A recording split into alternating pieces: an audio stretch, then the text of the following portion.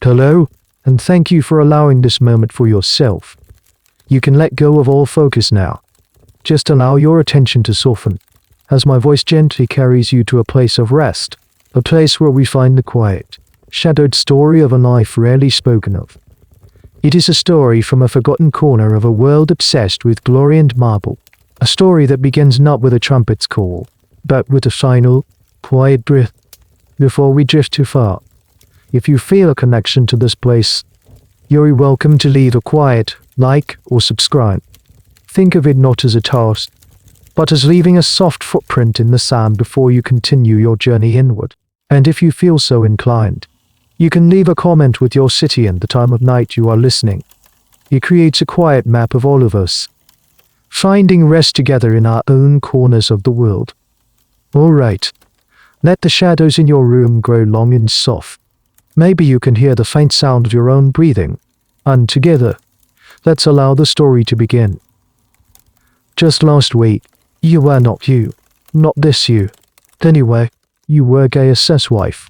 That was your name, your function, your place in the universe. Your world was small, and for the most part, safe. It was the scent of cedar shavings that clung to your husband's neck when he came home from his carpentry workshop. It was the taste of lentils and cheap wines shared on your tiny balcony, overlooking a courtyard that echoed with the sounds of 100 other lives. It was the specific pattern of cracks on your apartment ceiling, a map you detrace with your eyes in the pre-dawn light.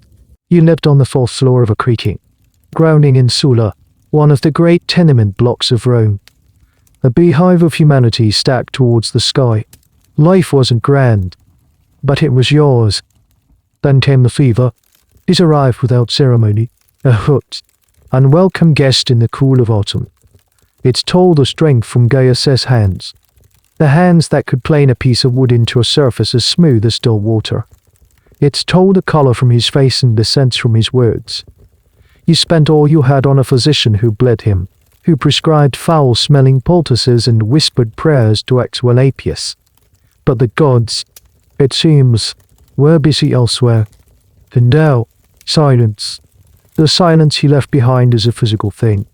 It's heavier than the humid summer air, more suffocating than the smoke from the braziers in winter. His tools lie in a corner, gathering dust. The space he occupied in your shared bed feels vast and cold, a territory you can no longer cross. You are no longer Gaius' wife. You are Gaius' widow. And in Rome, you are discovering that is a very different thing indeed. The landlord, a fleshy man named Cassius with hands that always seem to be dull, does not wait for a respectable period of mourning. He arrives 3 days after you've scattered Gaius' ashes in the communal burial grounds. He doesn't bother with condolences. He talks of debt, the loan for Gaius' new set of bronze tools, the 3 months of back rent that you had both hoped to pay off after the commission for the senator's new bookshelf was complete. The numbers he quotes are meaningless. They might as well be the distance to the moon. You have nothing.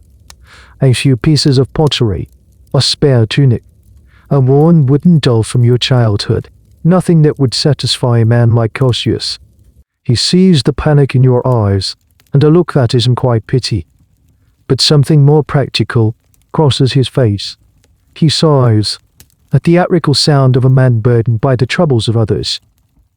Look, he says, leaning against the doorframe, filling it completely. I don't want to turn you out. The street is no place for you. But a debt is a debt. He lets the words hang in the air. Then he lowers his voice. There is another way. A way for a woman alone to earn. A necessary service. Unpleasant, perhaps, but the pay is immediate. You stare at him, uncommitted. What service could you possibly offer? You can mend. You can cook. You can manage a small household. You cannot read or write. What skills do you have that are worth the sum he named? There are always deaths in the city, he says, his eyes not quite meeting yours. Rich and poor. And when there is a death, there is work to be done. Work that no one else wants. And then he says the word, sima. The word lands in the quiet room like a stone. You have heard it before. whispered with a mixture of fear and disgust. The women who handle the dead, the unclean ones, the professional mourners who wail for a fee, whose hands are the last to touch the bodies of the departed before they are sealed in a tomb or placed on a pyre. They are spectres at the edge of Roman life, necessary but reviled. You've seen them sometimes, solitary figures in drab grey cloaks, slipping through the crowds. And you, like everyone else, have instinctively looked away, perhaps making a small gesture to ward off ill fortune. To become one of them, the thought is so monstrous it feels unreal. To intentionally step into a life of pollution and taboo, to be permanently stained by death. Historians still debate the precise legal and social status of these women, whether they were part of a formal, if despised, guild, or simply a collection of the most unfortunate souls. But for you, in this moment, the academic distinctions are meaningless. All you hear is the hiss at a closing door. It's the only way you can pay the debt. Cassius says, his tone final. He sees the collapse in your posture, the surrender in your eyes. There is an older one, Livia. She lives near the Esquiline Gate, by the Potter's Field. She will teach you what you need to know. I will tell her to expect you. He leaves. The heavy silence rushes back in, but it has changed. It is no longer just the silence of grief. It is the silence of your future, a future where you will walk among the living, but belong to the dead. There is no real choice to make. A choice implies options, alternatives, different paths branching from the one you are on. You have no branching paths. You have a single, muddy track leading from the life you knew to the one that has been chosen for you. So you do the only thing you can. You take the few remaining bronze coins you have, not enough for rent, but enough for a loaf of bread, and tuck them into a small pouch. You wrap yourself in your plainest, darkest woolen cloak, the color of dust and sorrow. It feels different now, not a protection from the cold, but a shroud for the living. You step out of your apartment, closing the door on the ghost of your former life. The journey across the city is one you have made before, but never like this. Before, you were part of the river of humanity that floods Rome's streets. You would jostle for space, exchange a sharp word with a porter, smile at a child, haggle with a street vendor. Today, you feel as though you are made of glass.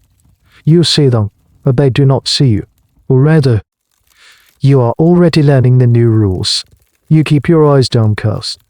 You rock close to the walls. You make yourself small, anticipating the shunning that is not yet yours, but soon will be.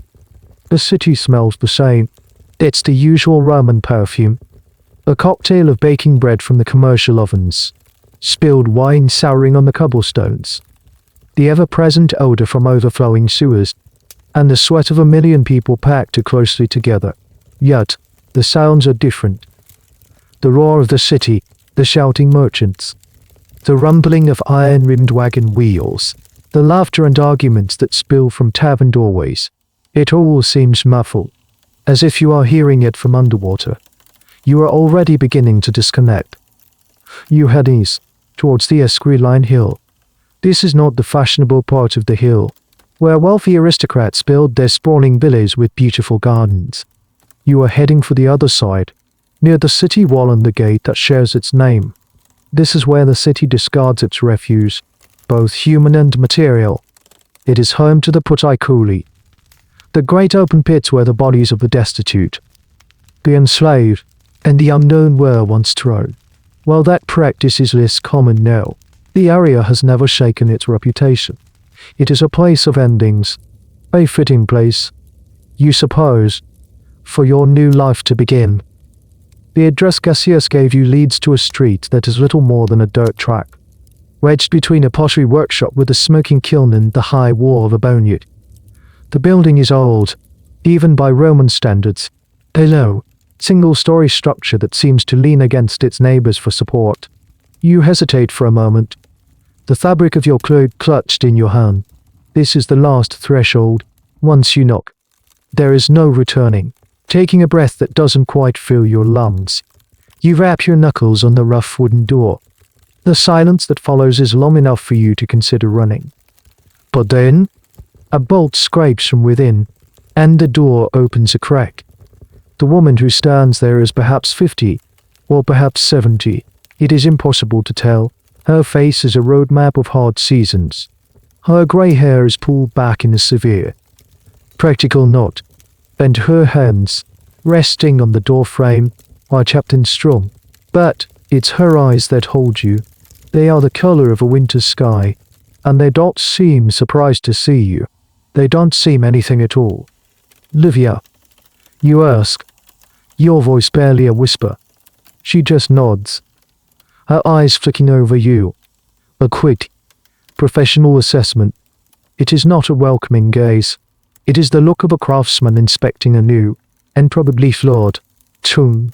"Cassia sent you," she states. It is not a question. She opens the door wider and steps back. A silent command for you to enter. Her home consists of a single room. It is surprisingly clean. The dirt floor swept. A small cot in the corner neatly made. The air doesn't smell of poverty or decay. Instead, it is filled with the dry, keen scents of herbs, bunches of lavender, rosemary, and something sharper, more exotic, hang from the ceiling beams. A small charcoal brazier provides a little warmth. This is the den of an outcast, but it is an orderly one. You stand awkwardly in the center of the room as she closes and bolts the door. The sound echoes with finality. Is she your master now? Your teacher? Historians to this day wonder about the structure of your profession. They debate whether there was a formal collegium, a guild of undertakers with rules and memberships, or if it was just this, a chain of unfortunate women, passing down a necessary and despised knowledge from one to the next out of grim necessity. All you know is that your life now depends on the stern, silent woman. She finally speaks, her voice raspy, unused to casual conversation. "Let me see your hands." You hold them out, palms up, beside hers. They look pale, and useless. She takes one of yours, her calloused fingers surprisingly gentle as she turns it over. "Soft," she says, a single word of judgment. "They won't stay that way." She drops your hand. "The first thing you learn is silence," she continues, her gaze unwavering. "We do not speak unless spoken to. We do not offer opinions. We do not exist beyond our function. We are tools, like a spade or a washing cloth. Do you understand?" You nod, unable to speak.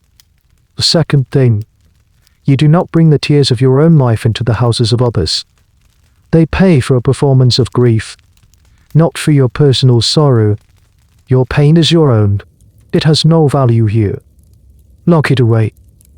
She gestures to a small wooden stool near the brazier. "Sit. Wait. The work finds us. It always does. Use it," pulling your cloak tightly around you as if it could hide you. You watch her move about the room, her motions economical and precise as she grinds some herbs in a stone mortar. She doesn't speak again. The only sounds are the scrape of stone on stone and the faint hiss of the brazier. You have arrived. And now, you wait for death to call for you. The waiting is a new kind of torment. In your old life, waiting was punctuated by tasks, mending a tear in a tunic, stirring a pot, the rhythms of a domestic day. Here, the waiting is absolute, a heavy blanket of quiet. Livia seems perfectly content in it. Her movements slow and deliberate as she sorts through dried herbs, her face an unreadable mess. You, however, are vibrating with a nervous energy that has nowhere to go. Every sound from the street outside, a dog barking, the distant shout of a vendor, makes you jump. You are waiting for the knock. It comes just after dusk, as the city is being lit by the flickering orange glow of oil lamps. It's not a loud knock, but a series of 3 sharp, almost secretive taps. Livia doesn't startle. She simply puts down the small bundle of linen she was folding, wipes her hands on her apron, and moves to the door. You rise from your stool, your heart hammering against your ribs. A man stands in the doorway, a servant by his simple, unadorned tunic. He is cloaked, his face partially hidden in shadow, and he doesn't look at Livia directly. His eyes are fixed somewhere over her shoulder, as if looking at her full on might be a source of contamination. The master, my master, Quintus Valerie's nepos. He has passed. The man mutters. His words rush. He gives an address in a respectable neighborhood not far from the forum. The family requires the service. No. Livia nods once. The fee, she says, her voice flat. It's the first time you've heard her sound demanding. The servant pushes a small leather pouch into her hand. Livia doesn't open it. She can feel the weight of the coins. She seems to know their value by touch alone. She turns to you. Come. That's all. No instructions. No words of encouragement. Just come. She pulls her own dark cloak over her head, gathers a large, sturdy-looking wicker basket from a corner, and slips out the door. You hurry after her. A shadow trailing a shadow. Your mind a complete blank. What are you supposed to do? What will be asked of you? Walking through the streets of Rome at night is a different experience. The city becomes a place of secrets and dangers. The darkness in the narrow alleys is thick and absolute, and the main thoroughfares are dotted with the bobbing lanterns of those who can afford bodyguards or link boys to light their way. You and Livia have no light. You move through the gloom like wraiths, your dark cloaks blending into the night. It's now that you truly begin to understand the curse of your new profession. People give you a wide berth. A group of drunken revelers stumbling out of a tavern falls silent as you pass, their laughter dying on their lips. One of them makes a gesture with his fingers, the sign to ward off evil. A woman pulling her shutters closed for the night sees you from her window and quickly withdraws, as if she's seen a ghost. You are not invisible. You are the opposite of invisible. You are hypervisible, a walking taboo. Your presence signifies the one thing everyone in this city of grand ambitions and carnal appetites wants to forget, that it all ends. You are a reminder of mortality, and they hate you for it. The peculiar detail that many people miss is that Roman society, for all its practicality, was deeply superstitious. Omens, curses, and the fear of pollution were woven into the fabric of daily life. And you, a sima, are a potent symbol of that spiritual contamination. Livia seems not to notice. Her pace is steady, her head held high. She is not ashamed. She is something else, resigned. Or perhaps she has simply built a wall inside herself so thick that the contempt of the world can no longer penetrate it. You try to imitate her, to straighten your own spine, but it feels like a performance. Inside, you are shrinking with every averted gaze, every whispered comment you can't quite hear but can feel in the air around you. The address the servant gave you is in a much wealthier part of the city. The tenements give way to single-family homes, the domes of the well-to-do, with their blank street-facing walls hiding inner courtyards and gardens. The air is cleaner here, the streets wider. You arrive at a heavy wooden door, where the same servant is waiting. He ushers you in quickly, through a short, dark passageway and into a colonnade courtyard. The atrium. In the center of the atrium, a basin for collecting rainwater. The ample UV reflects the faint light of a few strategically placed oil lamps. The house is hushed, but it's a living silence, thick with the presence of grieving people you can hear but not see, murmuring behind closed doors. This is a house of mourning, and for the first time, you have not come to offer condolences as a neighbor or a friend. You have come as a paid functionary of death itself. Your heart, which you thought could beat no faster, finds a new, frantic rhythm. You follow Livia across the marble floor, your worn leather sandals making no sound, and you can feel it, the palpable weight of the taboo you now carry, pressing down on you as you cross the threshold into your new life. The servant leads you past the atrium, deeper into the house. The air grows cooler, heavier.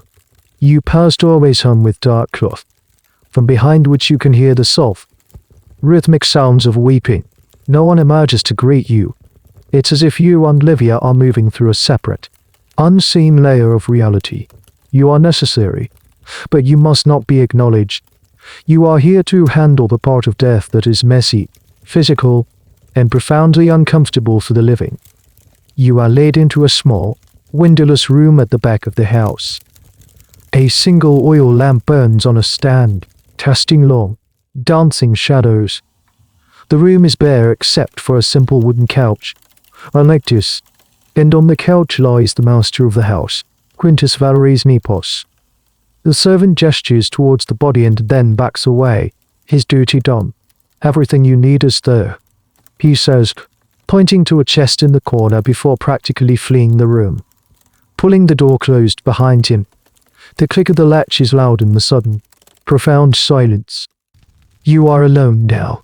Just you, Lydia, and the still figure on the couch. You can't help but stare. This is the first time you have been in the presence of a body since your husband's passing. But that was different. That was Gaius.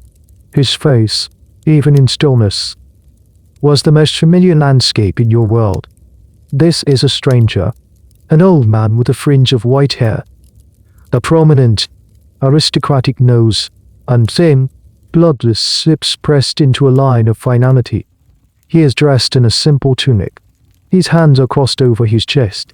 He looks like a statue, a pale imitation of a man. You feel a tremor start in your hands and you quickly clasp them together to hide it. Lydia, however, shows no hesitation. She walks to the couch and places her wicker basket on the floor beside it. Her movements are calm, methodical, as if she were approaching a piece of furniture that needed polishing. She places the back of her hand against the man's forehead. A simple, professional gesture, checking the temperature of the room, you might say. He has not been gone long, she says, her first word since leaving her home. That is good. It makes the work easier. She turns to you, and her normally impassive eyes seem to see right through you, to the fear and uncertainty churning in your stomach. You will watch. You will learn. You will not touch anything until I say. You nod, your throat too dry for words. Livia opens her basket. Inside, it is neatly organized. There are folded pieces of clean linen, several small clay pots and vials, a sea sponge, and a collection of metal tools you don't recognize. Blunt hooks, spatulas, and probes. She takes out 2 large pieces of linen and hands one to you. Cover your hair, she instructs. We leave nothing of ourselves behind. You clumsily tie the cloth around your head, tucking in stray strands of hair. Livia does the same, her motions practiced and efficient. It feels like a ritual, the donning of a uniform that separates you from the world of the living and initiates you into the silent, parallel world of the dead. It's a small detail, but one that ancient cultures took seriously. The idea of pollution wasn't just metaphorical. It was believed that physical traces like hair could carry a spiritual contagion between the realms of the living and the dead. Livia then turns back to the body, with a strength that surprises you. She and the servant who must have returned for a moment you missed in your days, or perhaps another household slave, carefully lift the man and remove the tunic he is wearing. They lay him bare on the wooden couch. You force yourself to look, to memorize the process. This is your job now, the human body, in all its pale, vulnerable reality. This moment is a stark dividing line in your life. Before, the body of a stranger was a private, unseen thing. Now, it is your work. Scholars still argue about the extent of the sima's duties. Did they just wash and dress the body, or were their tasks more invasive, closer to a primitive form of embalming for the wealthy who could afford it? The historical sources are frustratingly vague, written by elite men who would never witness such things and preferred not to think about them. For you, the debate is over. The reality is here. In this quiet, lamp-lit room, Livia gestures for you to come closer. The first step is always the same, she says, her voice slow and steady. A teacher in a very strange classroom. We close the gates. She gently places her thumbs on the man's eyelids and draws them shut. Then, with a strip of linen. She carefully binds his jaw, tying the cloth at the top of his head to ensure his mouth remains closed. It is an act of profound intimacy, performed with a detached, professional air. She is not closing the eyes of Quintus Valerie's Nepos, the respected citizen, the father, the husband. She is closing the eyes of the vessel that is left behind. She has crossed the threshold. She has touched him. And by doing so, in the eyes of Roman society, she has reaffirmed her status as unclean. Now she looks at you, her gaze steady, and holds out a small clay pot. You will do the next part, she says. Take the oil. You will anoint his feet. Your moment has come to step across that invisible line yourself, to become, officially, a handler of the deed. Your hand trembles as you reach for the clay pot. It's cool and smooth against your skin, a solid, real object in a moment that feels like a dream.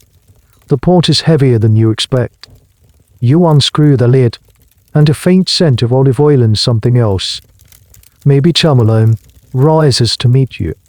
Just the feet, Navia repeats, her voice betraying no impatience. She seems to understand the gravity of this moment for you. This is your initiation. Every sima has a first time, a first touch that seals her fate. You move to the foot of the couch. The man's feet are pale, the nails yellowed with age. They are just feet. You tell yourself, you've seen your own feet, your husband's feet, 1,000 times. But these are different. They are utterly still. They will never walk again. Never feel the warmth of the sun on the flagstones of the floor or more the cool grass of a garden. They belong to the other side now. You dip your fingers into the oil. It's viscous and cool. Taking a shallow breath, you lean forward and make contact.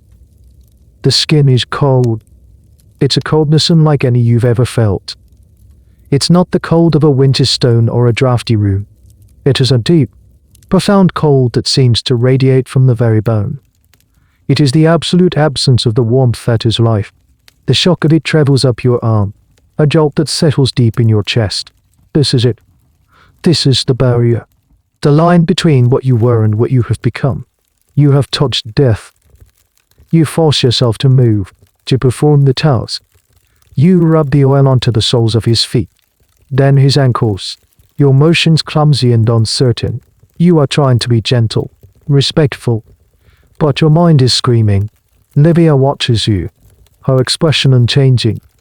She lets you finish, lets you feel the full, horrifying weight of the moment without interruption. When you are done, you stand up straight, your hands still slick with oil. You feel an overwhelming urge to wipe it on your tunic, to scrub it away. But you know that would be a betrayal of the professionalism Livia is trying to teach you. You stand there, frozen, until she silently hands you a clean linen cloth. You wipe your hand. But you know, with a certainty that chills you more than the body did, that the feeling will never truly go away. You will feel that coldness on your skin for the rest of your life. This first touch is a powerful symbol of your new role.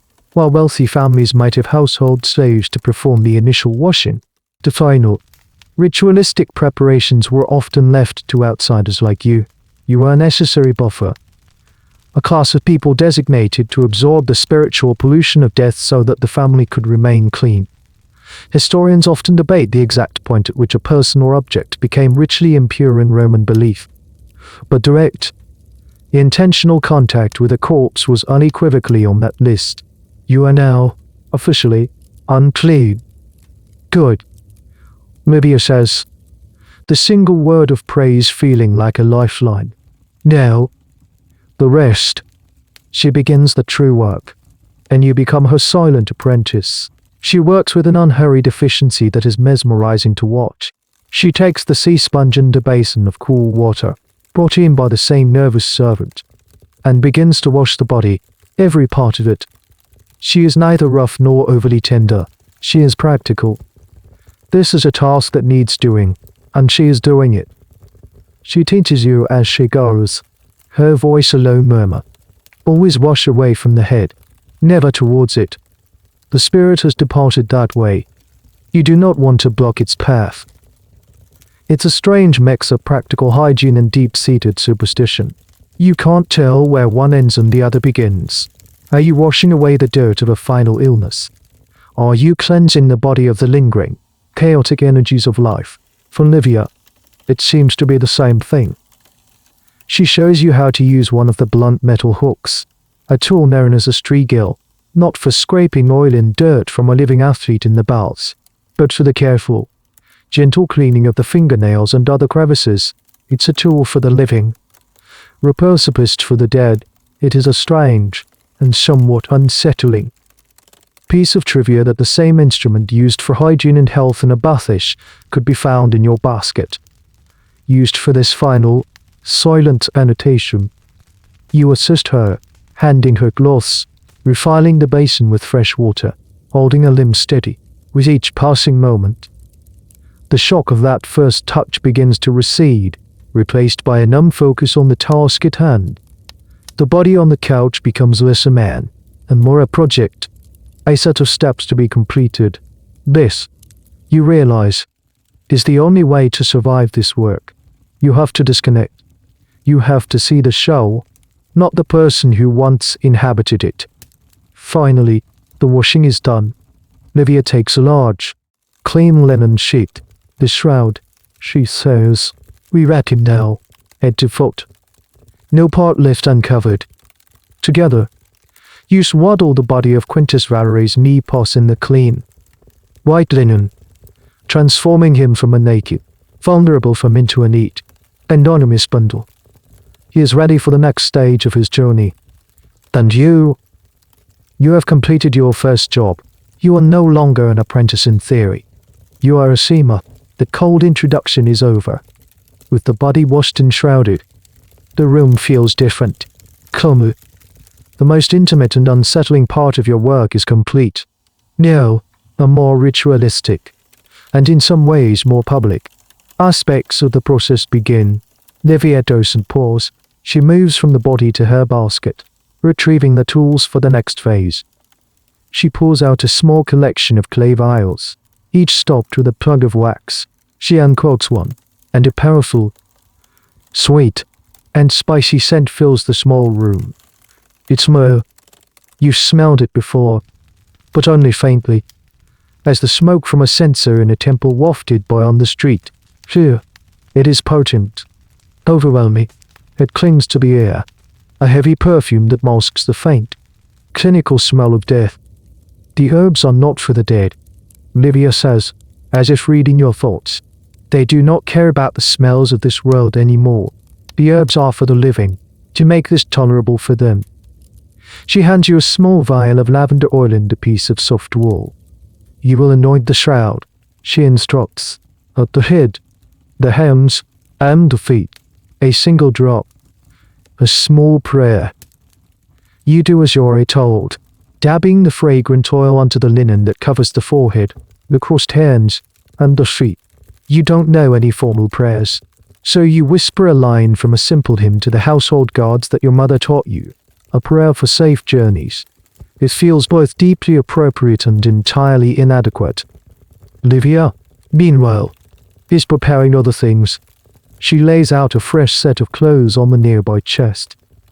Not just any clothes, but the formal attire of a Roman citizen, a crisp, white toga. This is the uniform of his public life, the garment he would have worn in the Senate, in the courts, in the grand processions. It is how he must be presented on his final journey. Historians note that the specific type of toga could signify the man's rank and achievements. A senator, for instance, would have a toga with a broad purple stripe. Quintus Valerie's Nepos was clearly a man of some importance. Dressing a body that cannot help you is a difficult, awkward process. It's a clumsy ballet, requiring two people. Livia directs you with nods and gestures. You lift a shoulder while she guides an arm through the complex folds of the woolen garment. You hold his leg steady while she ensures the fabric drapes correctly. It is heavy, cumbersome work, and by the time you are finished, a fine sheen of sweat is on your brow, but the result is transformative. The anonymous, shrouded figure is gone. In his place lies a Roman nobleman, dressed in the full regalia of his station, looking for all the world as if he is merely resting. Next, Livia takes out a small box from her basket. Inside, nestled on a bed of dark cloth, are several items. A fine-toothed comb made of bone, a small bronze razor, and pots of colored pigments. The face, she says, it must look peaceful, as if in sleep. This is a part of the craft you had never considered. It's a kind of artistry, a fine elective illusion. Livia uses the comb to uneaten the old man's white hair. She takes the razor, not to shave him, but to gently tidy the edges of his hairline. It's a quirky, specific detail of the trade, the use of cosmetic tools to create an image of serene slumber. She then takes a tiny amount of red ochre pigment on her fingertip and delicately applies it to his pale cheeks and lips, restoring a faint, lifelike blush. The effect is startling. He looks less like a corpse and more like a wax sculpture. It is both beautiful and deeply unsettling. You understand now why Livia said the herbs were for the living. This, too, is for them. It is a comforting lie. A final image of their loved one not as a victim of illness or old age, but as a dignified patrician at rest.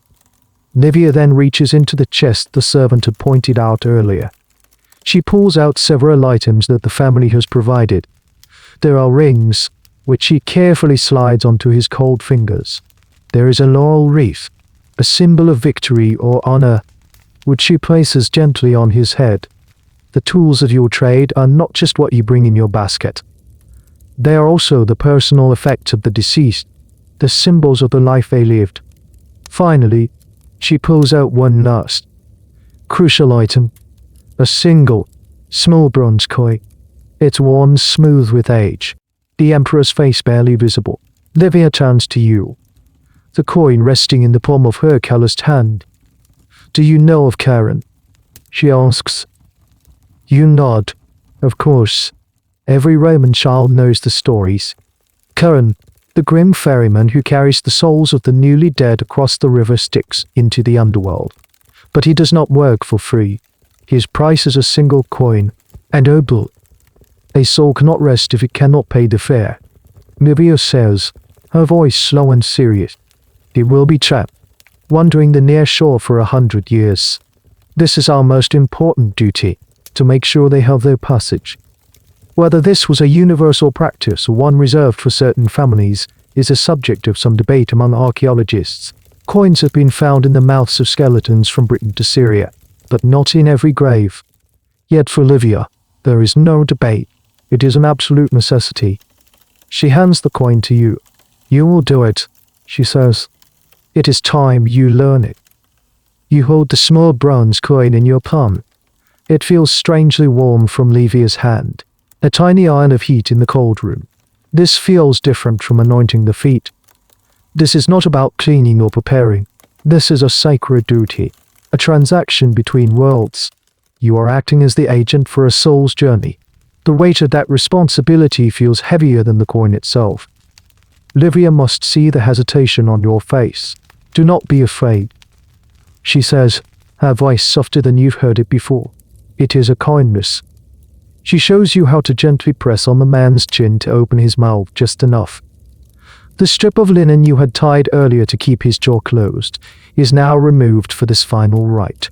You take a breath, steady your hand, and approach the head of the Celt.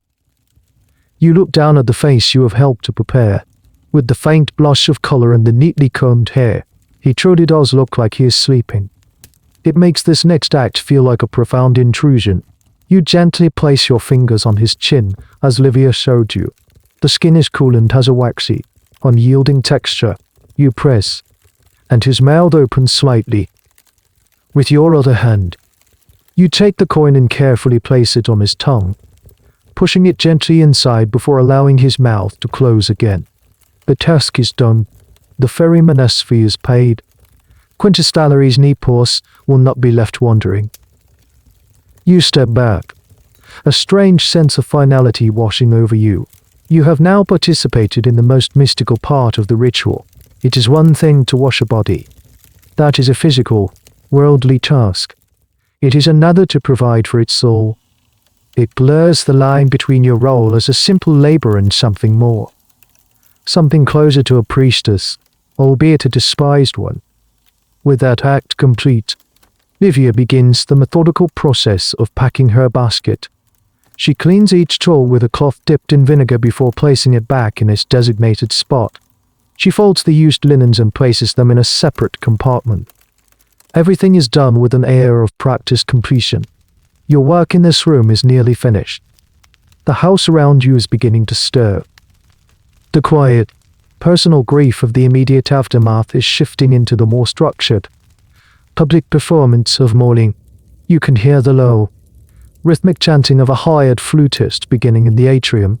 This is the start of the Vigilia, the wake, where family and friends will come to sit with the body through the night. The body of the deceased, especially in a patrician household, would be laid out in state in the atrium. On a special funeral couch called the lectus funebris, his feet would be pointed towards the door, a symbolic gesture indicating he was on his way out of the house for the last time. Your role in that public display is over. You have made him presentable. "We are done here," Livia says, securing the last flap on her basket. She looks at the body one last time. A final, critical inspection. She nods, satisfied with your collective work. She then walks to the door and knocks softly. The same nervous servant appears a moment later. He doesn't enter the room, but hovers in the doorway. He hands Livia another small pouch of coins, the second half of the payment. She tucks it away without counting. "The family will now come," the servant whispers. "You must be gone." "Of course. You cannot be seen. Your presence would contaminate the sanctity of their grief. You are the backstage crew, the ones who handle the grim machinery of death so the actors on the main stage can play their parts." This is a peculiar and sad irony. The people most intimately involved with the dead are the ones most thoroughly excluded from the rituals of the living. Historians call this liminality, the state of being on the threshold, neither one thing nor the other. You are not truly part of the world of the living, nor are you dead. You exist in the grim space between. The servant leads you not back the way you came, through the main atrium, but down a different, narrow corridor. It's a service passage, designed for slaves and deliveries, for anything that must be kept out of sight. He leads you to a small side door that opens onto a dark, deserted alleyway behind the house. "Go," he says, not unkindly, but with a definite urgency. He presses a small, stale loaf of bread into your hand, a gesture that is part charity, part dismissal. Then he closes the door, and the sound of the bolt sliding home feels like an exclamation point on your exclusion. You stand in the alley for a moment, the cool night air on your face. The smell of myrrh from your clothes and hands is thick around you. In your other hand, you clutch the dry bread. You have done it. You have completed your first job as a sima. You have touched the dead, washed them, dressed them, and paid their final fare. You have earned your first wage, and you have been ushered out the back door like a shameful secret. Livia is already walking away, her form disappearing into the gloom. You hurry to catch up, your footsteps echoing softly in the empty alley, the two of you moving like ghosts through the sleeping city. The walk back to Livia's home is as silent as the walk there, but the silence has a different quality. It is no longer filled with your anxious anticipation. Instead, it is heavy with the residue of the night's work. You are acutely aware of the scent of myrrh and lavender clinging to your cloak, a ghostly perfume that announces your profession to anyone who might pass. You feel marked by it. Livia says nothing, her pace as steady and purposeful as ever. You follow a half step behind, your mind replaying the events in the small, lamplit room, the coldness of the skin, the weight of the coin, the precise way Livia folded a corner of the shroud. These are the lessons of your first night, images seared into your memory. When you arrive back at her small dwelling, She unbolts the door and you step back into the familiar scent of dried herbs. It feels like a sanctuary, a safe harbor from the judging eyes of the city. Here, at least, you are not a pariah. You are just a worker, home from her shift. Livia lights a small oil lamp, its gentle glow pushing back the darkness. She doesn't sit to rest. She immediately begins to unpack her basket. But this is a different kind of unpacking. She takes out all the used linens and places them in a large clay basin. She takes out her tools, the strigil, the comb, the razor, and lays them carefully on a cloth. The work is not done when we leave the house, she says, breaking the long silence. It is not done until we are clean. She pours water from a large jug into the basin with the linens, adding a splash of salt-smelling vinegar. She begins to wash them, her hands moving with a practiced, vigorous rhythm. Everything that touches them must be purified. Water, vinegar, and sunlight, when it comes. You never use a cloth twice without cleaning it. This is not for them. It is for us. To keep the worlds separate. This ritual cleansing is fascinating, while the rest of society sees you as permanently polluted. Within your own secret world, there is a clear distinction between the contaminated state of work and the purified state of rest. It's a paradox. The unclean woman meticulously cleaning her tools to remain what? Less unclean. It's a psychological necessity. A way to wash away the spiritual grime of the job. Some scholars suggest these purification rituals were a key part of the undertaker's trade across many ancient cultures, a way to mentally unspiritually clock out from a job that could otherwise consume you. Livia finishes with the linens and begins on her tools, wiping each one down with a vinegar-soaked cloth until it gleams in the lamplight. Then she turns to you. "Now you," she says. She gestures to another basin of clean water. You understand. You plunge your hands and forearms into the cool water, scrubbing at your skin with a rough cloth and a piece of lye soap. You wash away the oils, the scents, the lingering feeling of that profound coldness. It is a desperate, almost frantic scrubbing. You are trying to wash away more than just dirt. You are trying to wash away the memory. But you know it is futile. When you are both finished, the tools laid out to dry, the linen steeping in their cleansing bath, Livia finally allows herself to sit. She takes the 2 pouches of coins she received and empties them onto the small wooden table. The metallic clink of the bronze and silver coins is shockingly loud in the quiet room. This is the reality of it. The taboo, the fear, the coldness, all of it is in exchange for this. A small pile of money. Livia divides the coins with practiced speed. She creates 2 piles. One is significantly larger than the other. She pushes the smaller pile towards you. "This is your share," she says. You stare at the coins. There may be a dozen small bronze asses and a couple of larger SES tertii. It is more money than you have seen at one time in months. It is enough to pay Cassius for another week. It is enough for food. It is the price of a man's peaceful exit from this world, and your continued, lonely existence within it. It is your first earning, the wages of death. You slowly reach out and gather the coins. Their metallic coolness a strange echo of the body you touched earlier. They feel heavy in your hand, heavy with unspoken meaning. "Get some, sweet," Livia says, her voice not unkind. "There is more work tomorrow. There is always more work." She gestures to a simple straw pallet in the corner of the room that you hadn't noticed before. That is to be your bed. You have a place here now. You are no longer a visitor. You are part of this strange, solitary household. You lie down on the pallet, pulling your cloak over you for warmth. You don't undress. The room is quiet except for the gentle hiss of the lamp and the sound of Livia's soft breathing from her own cot. You close your eyes, but sleep doesn't come. Instead, you see the face of Quintus Valerie's Nepos. You feel the cold coin in your palm. You smell the myrrh. This is your life now. A life lived in the shadows, in service to the dead. A life of coins earned in quiet, lamp-lit rooms, and days spent waiting for the next knock on the door. You have crossed the threshold, and you know, with a deep and weary certainty, that there is no going back. The next summons comes 2 days later, and it is for a different kind of death in a different kind of house. The family is wealthier, the grace more formal, the expectations higher.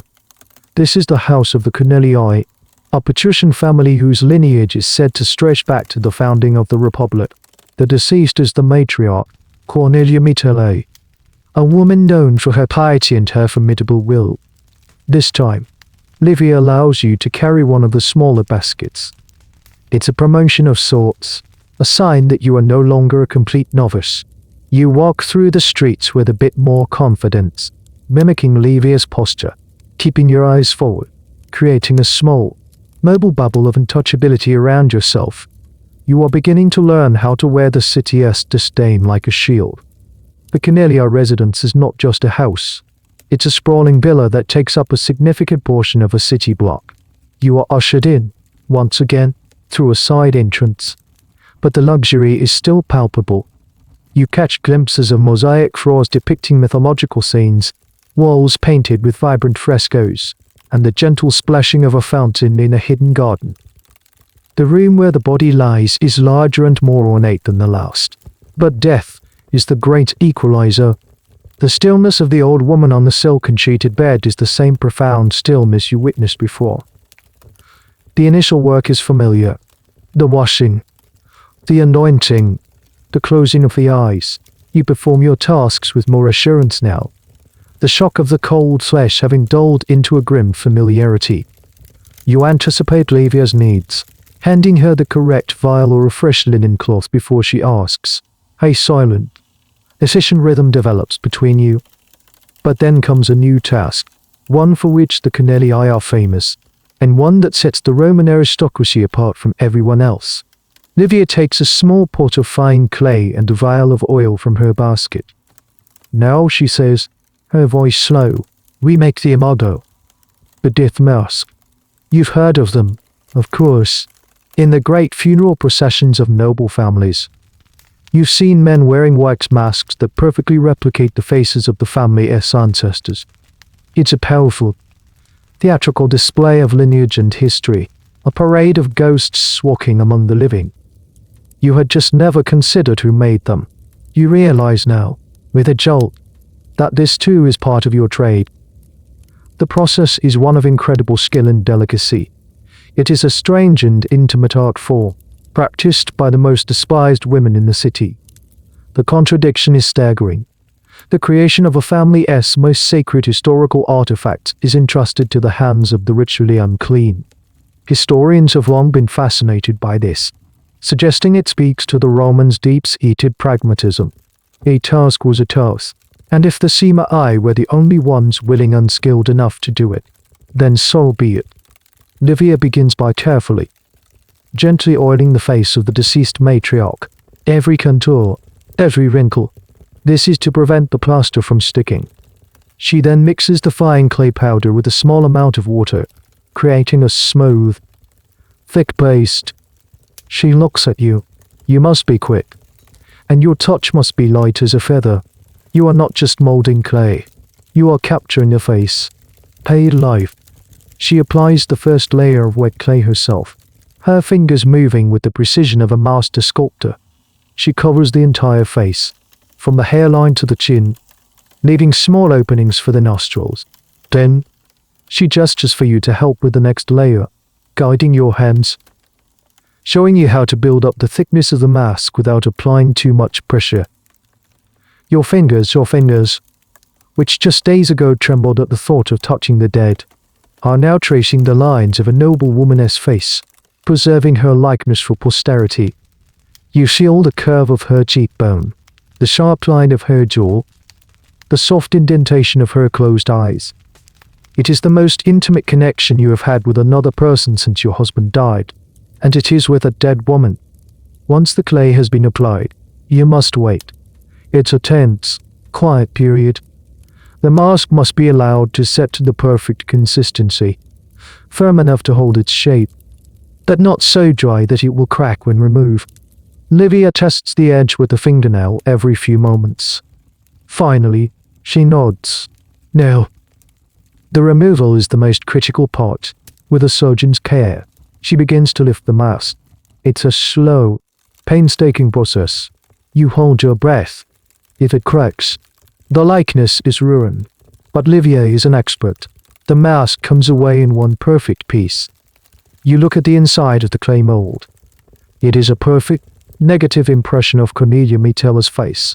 Every line, every sag of the skin, every subtle asymmetry is captured in reverse. It is a ghost made of earth. Livia handles it as if it were a holy relic.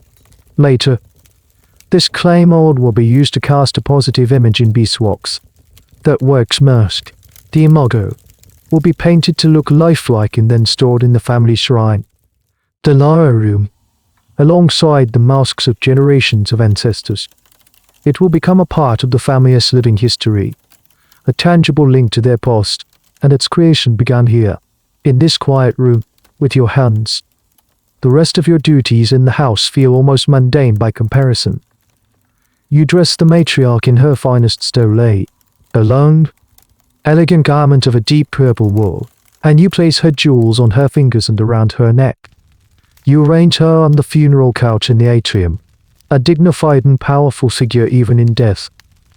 As you are ushered out the side door, clutching your pay and another, finer, loaf of bread, you can't stop thinking about the mass. You, a woman on the lowest rung of society, have just created an object of immense social and historical importance. You are a secret artist, a ghost maker for the elite. Your work will be paraded through the streets and venerated for generations, while you yourself must slip away, unseen, into the shadows. Your education continues. It is an apprenticeship not in a bustling workshop filled with the sounds of hammers and saws, but in the silent rooms of the grieving. Each house is a new lesson. You learn to distinguish the scent of pine incense, used for the poor, from the expensive frankincense favored by the rich. You learn to gauge the status of a family by the quality of the linen they provide for the shroud, and you learn the most public, yet most personal, part of your job, how to mourn. One afternoon, a call comes from the family of a merchant who made his fortune in the olive oil trade. He was a freedman, a former slave who had become wealthy, but he never quite managed to shed the social stigma of his origins. His family is determined to give him a funeral that screams of their new status, a spectacle of grief to impress their neighbors and business associates. When you and Livia arrive, the house is already filled with a low hum of activity. The widow, a woman draped in expensive but tasteless jewelry, meets you. She doesn't look at you, of course, but she speaks to the air in front of you. "It must be a grand procession," she says, her voice tight with a mixture of sorrow and social anxiety. "The wailing must be notable. People must see how much he was loved, how much he will be missed." Livia simply nods. "It will be as you wish." Later, as you prepare the merchant's body, Livia explains this new, theatrical duty. "Grief is a performance," she says, her voice a low, practical murmur as she combs the man's hair. "For some, it is a quiet play, for an audience of one. For others, like these, it is a grand drama for the entire city. Our job is to provide the chorus. This is the part of your job that gives your profession its other name. The praefikae, the professional mourners. It is a role with a long and storied history, stretching back centuries. Some historians argue that by the late Republic, the practice of hiring mourners was so common that laws were passed to try and limit the extravagance of funerals, including the number of professional wailers. These laws, it seems, were not always successful. There is an art to it. Livia continues. You cannot simply cry. That is for the amateurs. For the family, our grief must have shape. It must have sound. She begins to picture, not in the room with the body, but later, in the small, private corridor where you wait before the funeral procession is to begin. She hums a low, teeming note, a sound that seems to rise from the depths of the earth. It is a sound of pure, undiluted sorrow. It starts here, she whispers, tapping her chest. Not in your throat. You will ruin your voice. It must come from your core. It must be a lament, not a scream. She makes you practice. Your voice is barely a whisper in the hidden hallway. She corrects your pitch, the rhythm of your breathing. She shows you the gestures that must accompany the sounds, the beating of the breast, the tearing of the hair, or at least the convincing illusion of it, the scratching of the cheeks. These are not random acts of hysteria. They are a codified, ritualized expression of extreme grief, a physical language understood by all Romans. Watch the family, she instructs. Our sorrow must be an echo of theirs, only larger. If the widow weeps, we wail. If she cries out his name, we sing his praises. When the time comes, you take your place in the procession. The body, displayed on an open bier and carried by his sons and former slave, is at the front. He is preceded by musicians playing mournful tunes on pipes and horns. Then comes the family, their faces etched with real, unpracticed sorrow. And then, behind them, come you and Livia, and a handful of other women the family has hired for the occasion. You are the professional grief brigade. As the procession moves into the street, Livia gives you a slight nod. It is the signal to begin. She lets out a cry, and the sound is so authentically full of anguish that it sends a shiver down your spine. It cuts through the city noise, a blade of pure sound. You take a breath and join her. Your own voice is hesitant at first, a thin, wavering note, but you follow her lead, matching her pitch, her rhythm. You beat your chest, the dull thud a percussive accompaniment to your cries. You raise your hands to the sky. You are no longer just you. You are an instrument of public mourning. People stop to watch. They line the streets. Their faces a mixture of curiosity, pity, and morbid fascination. They are watching a show. The merchant's widow, hearing the crescendo of grief behind her, seems to stand a little taller. The money is being well spent. The whole neighborhood can hear how much her husband was loved. You find a strange, detached part of yourself observing the scene. You are faking this emotion, creating a counterfeit of sorrow for pay. And yet, to produce the sound, you have to reach for something real inside yourself. You think of Gaius. You think of the cold silence in your empty apartment. You think of the life you have lost, and suddenly, the wail that comes from your throat is not entirely a performance, a piece of your untrue grief.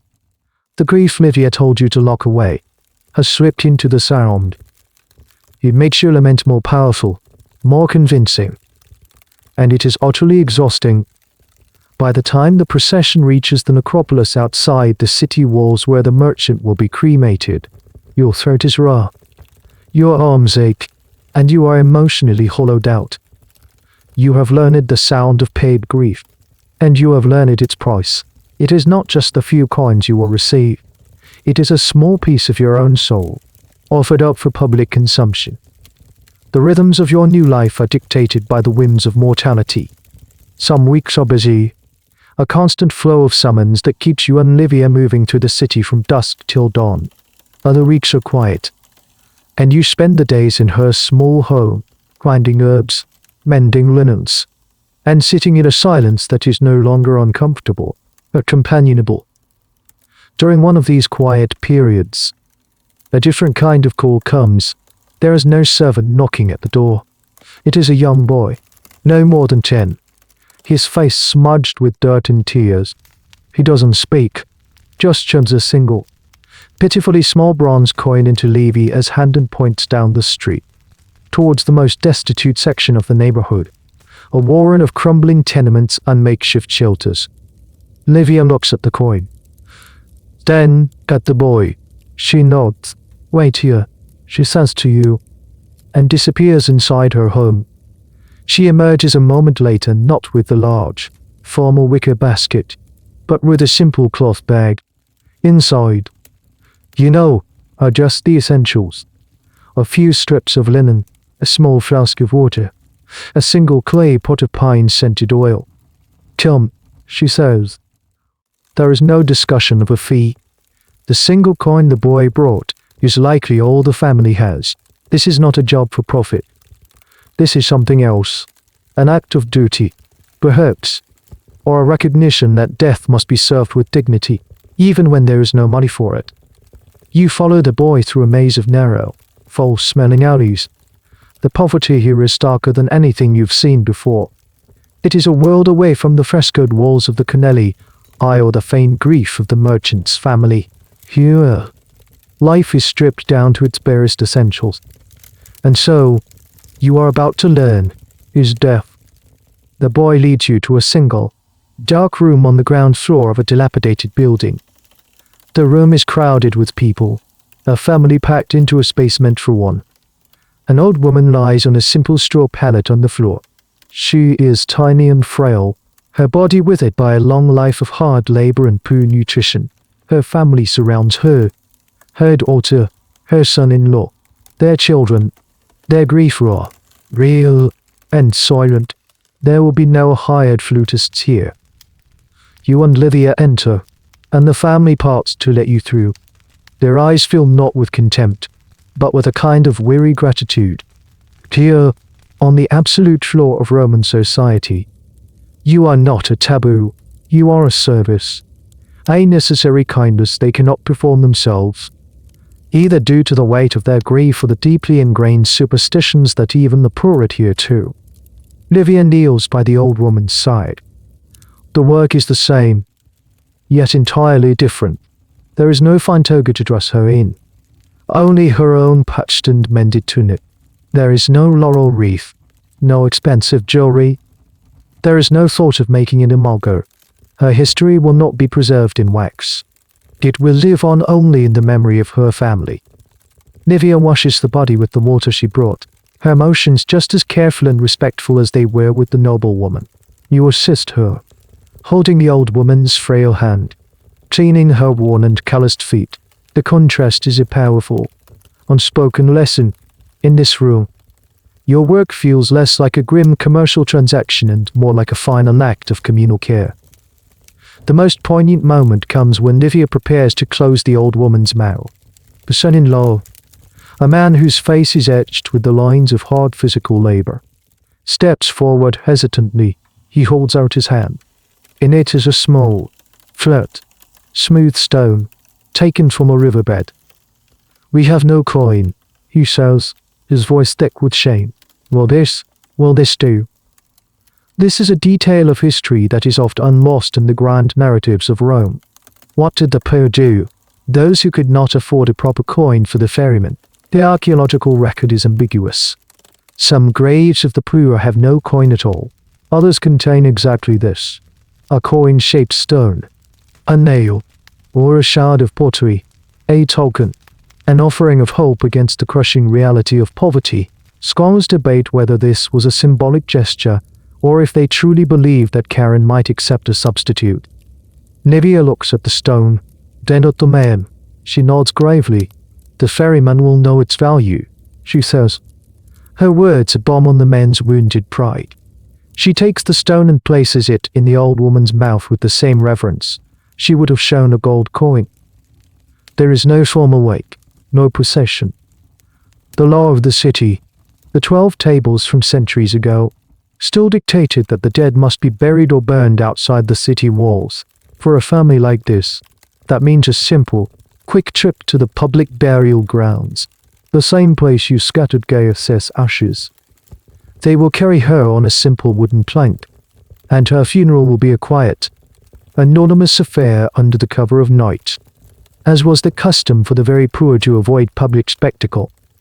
Your work is done in less than an hour, as you prepare to leave. The old woman's daughter, the woman who has just lost her mother, touches your arm. You flinch.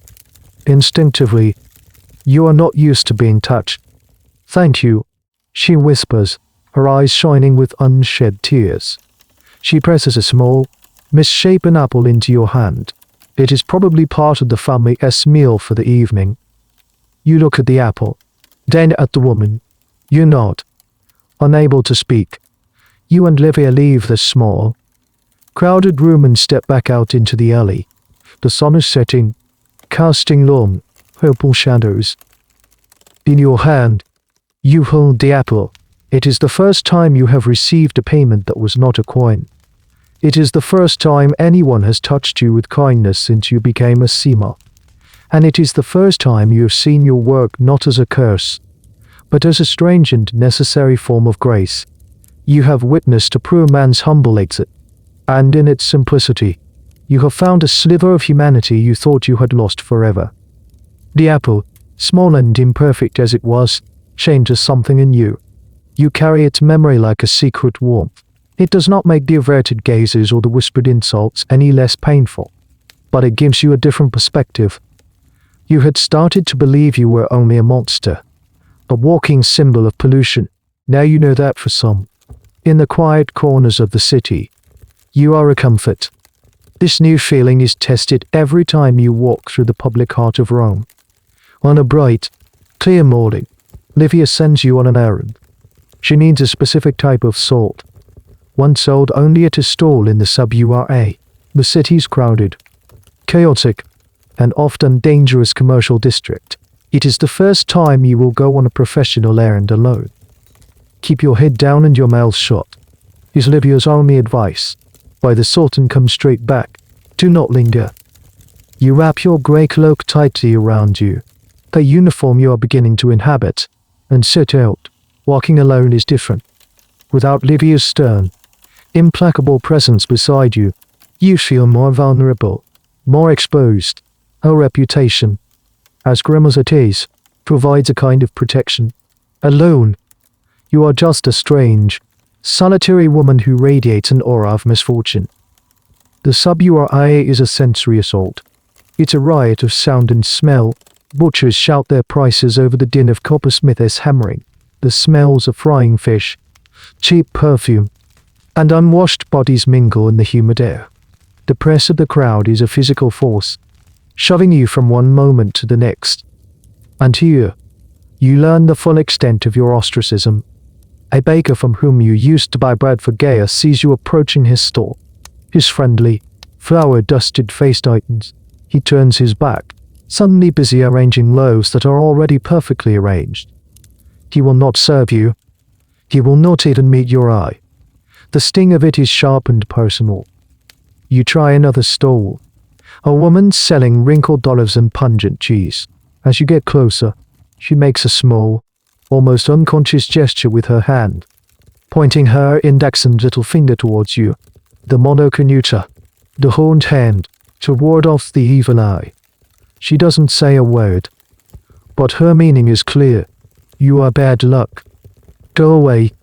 It happens again and again. You are refused service, ignored, or actively shunned. The crowd seems to part around you, creating a small, mobile vacuum of isolation. Children who are laughing and playing fall silent as you pass, and their mothers pull them closer, whispering warnings you can't hear but can easily imagine. Don't look at her. She's one of the death women. Your journey for a simple bag of salt becomes a painful pilgrimage through your own social extinction. You are a ghost haunting the daylight world. This public humiliation is a key, and often overlooked, aspect of your existence. While historians focus on the ritual impurity of the sima, the day-to-day reality was this constant, grinding social friction. It's a type of psychological burden that is hard to quantify but must have been immense. It is one thing to be feared. It is another to be so thoroughly erased.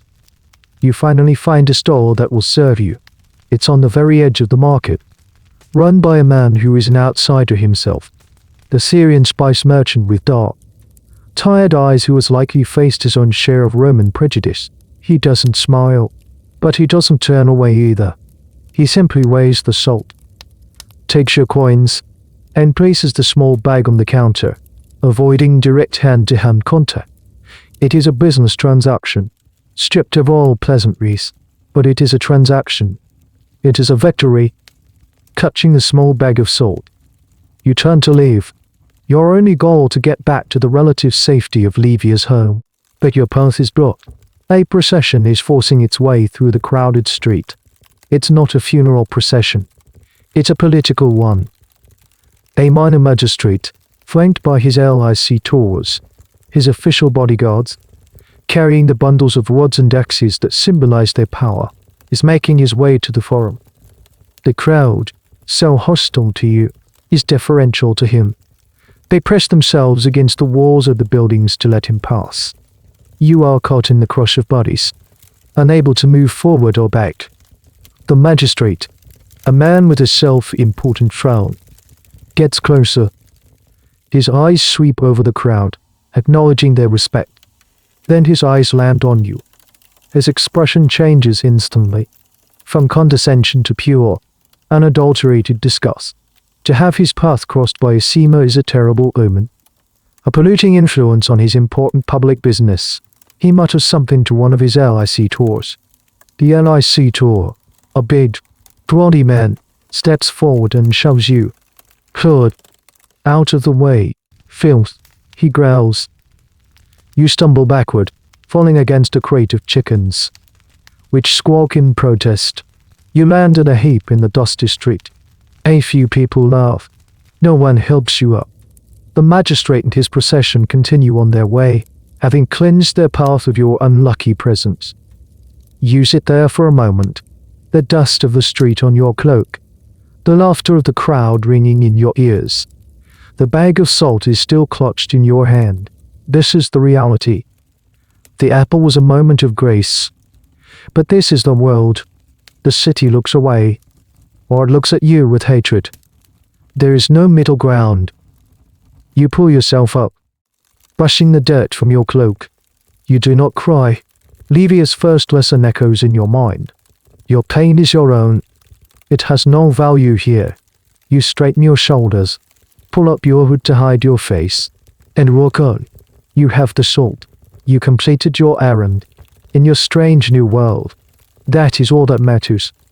When you return to the small house by the Esquiline gate, Livia is grinding herbs in a heavy stone mortar.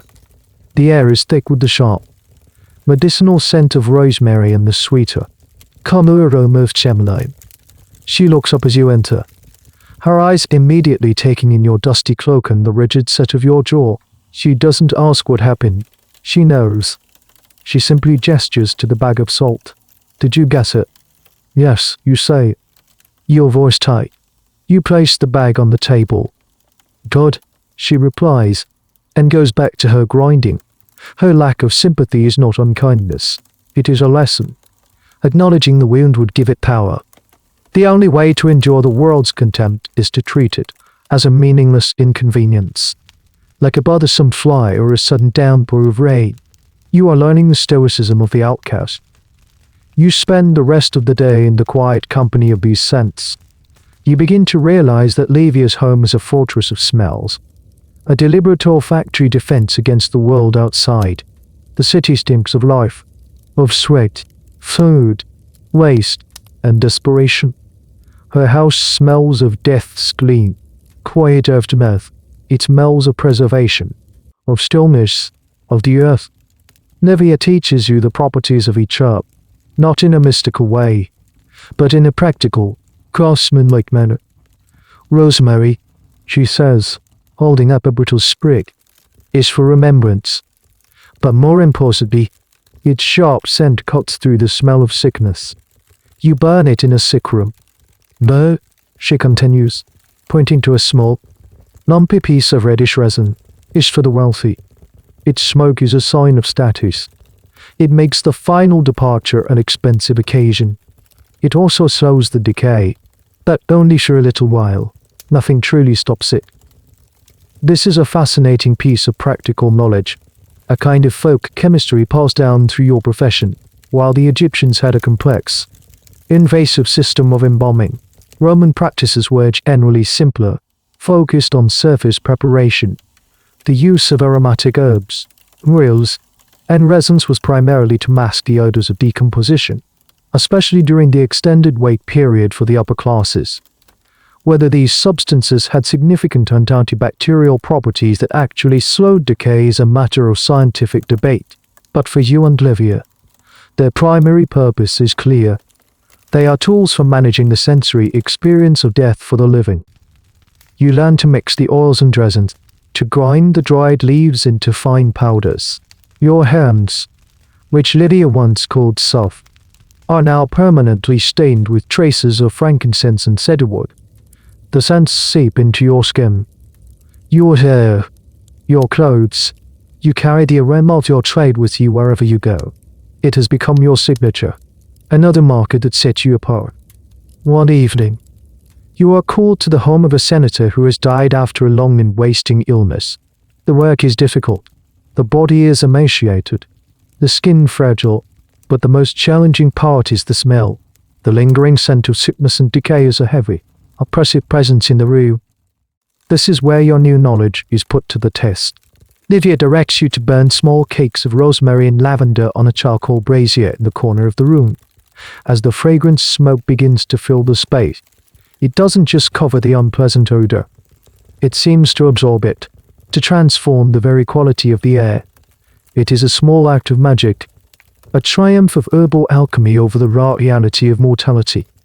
As you work, you become aware of a constant battle of scents.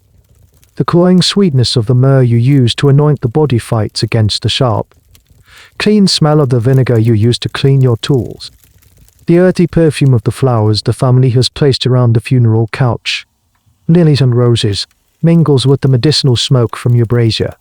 You are not just a preparer of bodies, you are a curator of the sensory environment of death. It's a strange, and somewhat quirky, expertise.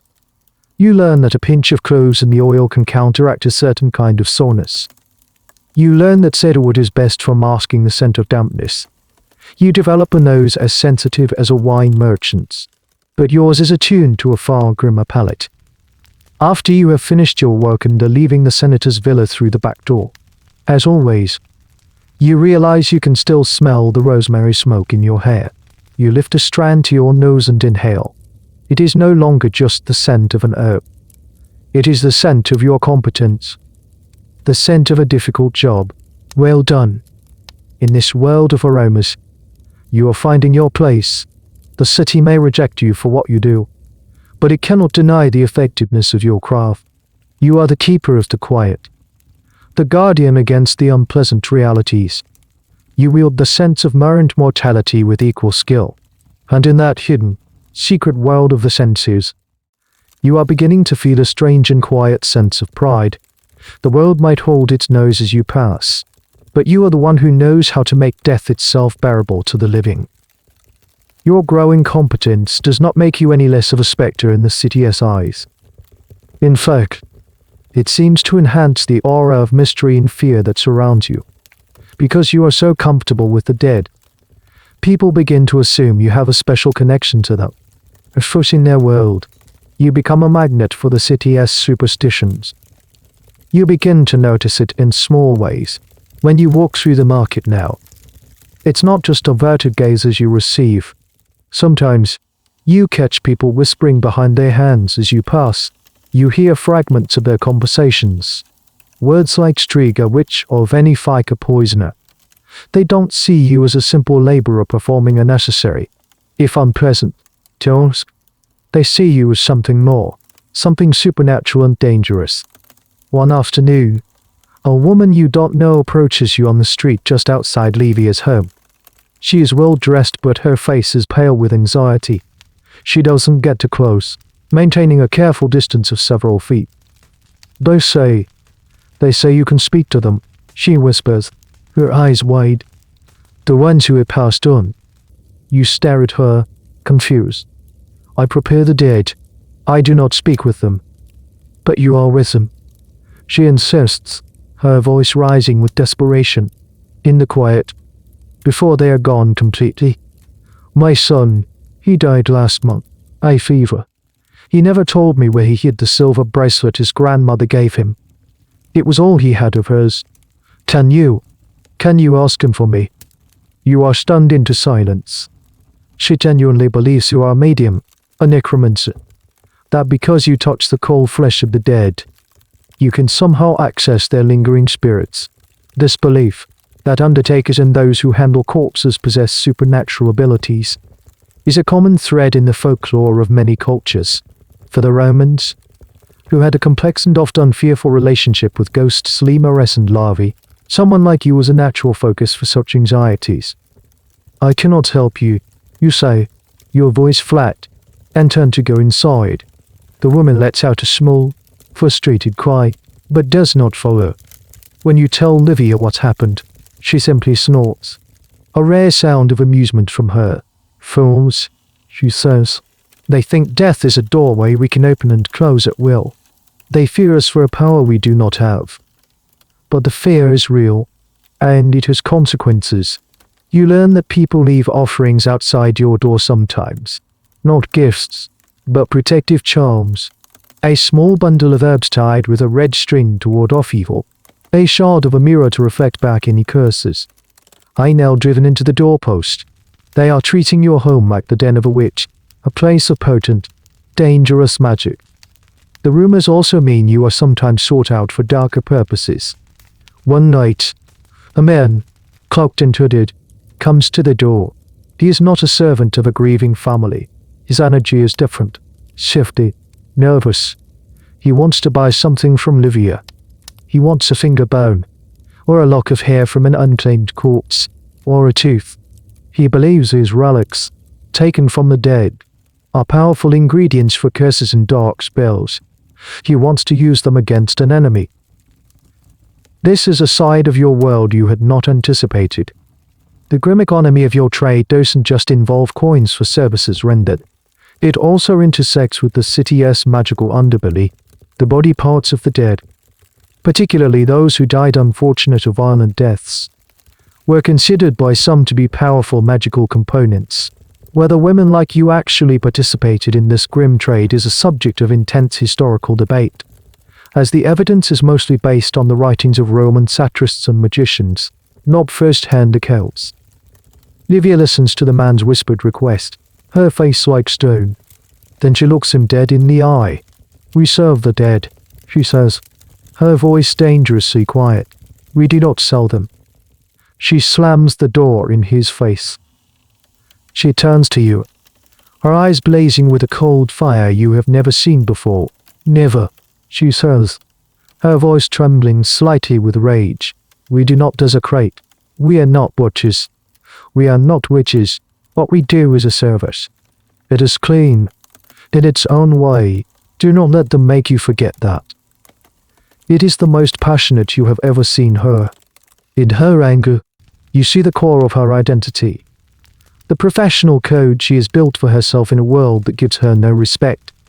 She is a sima, an outcast, a handler of the dead, but she is not a monster. She has her own fierce, unwritten rules of conduct. The encounter leaves you shaken. You are caught in a web of other people's beliefs. You are a blank space onto which they project their deepest fears about death, magic, and the unknown. They cannot see the woman who scrubs linens and grinds rosemary. They cannot see the quiet professional who measures out myrrh and carefully ties a shroud. They see only a reflection of their own nightmares. You lie on your pallet that night, listening to the sounds of the city beyond the door where people are nailing charms to protect themselves from you. You realize that your job isn't just to prepare the dead. It is also to carry the weight of all the stories the living tell themselves about what lies on the other side of the veil. In the midst of the superstitions and the grand patrician funerals, the work that truly tests the walls you have built inside yourself is the quietest of all. It is the work that Livia dreads. The only time you see a flicker of her own carefully guarded pain. The call comes on a rainy afternoon, the sky the color of slate. It is a man from a modest home in a neighborhood of artisans, not far from where you used to live. His face is a mask of shock, his eyes hollow. "It's my daughter," he says, his voice breaking. "She was only 6. A cold dread settles in your stomach.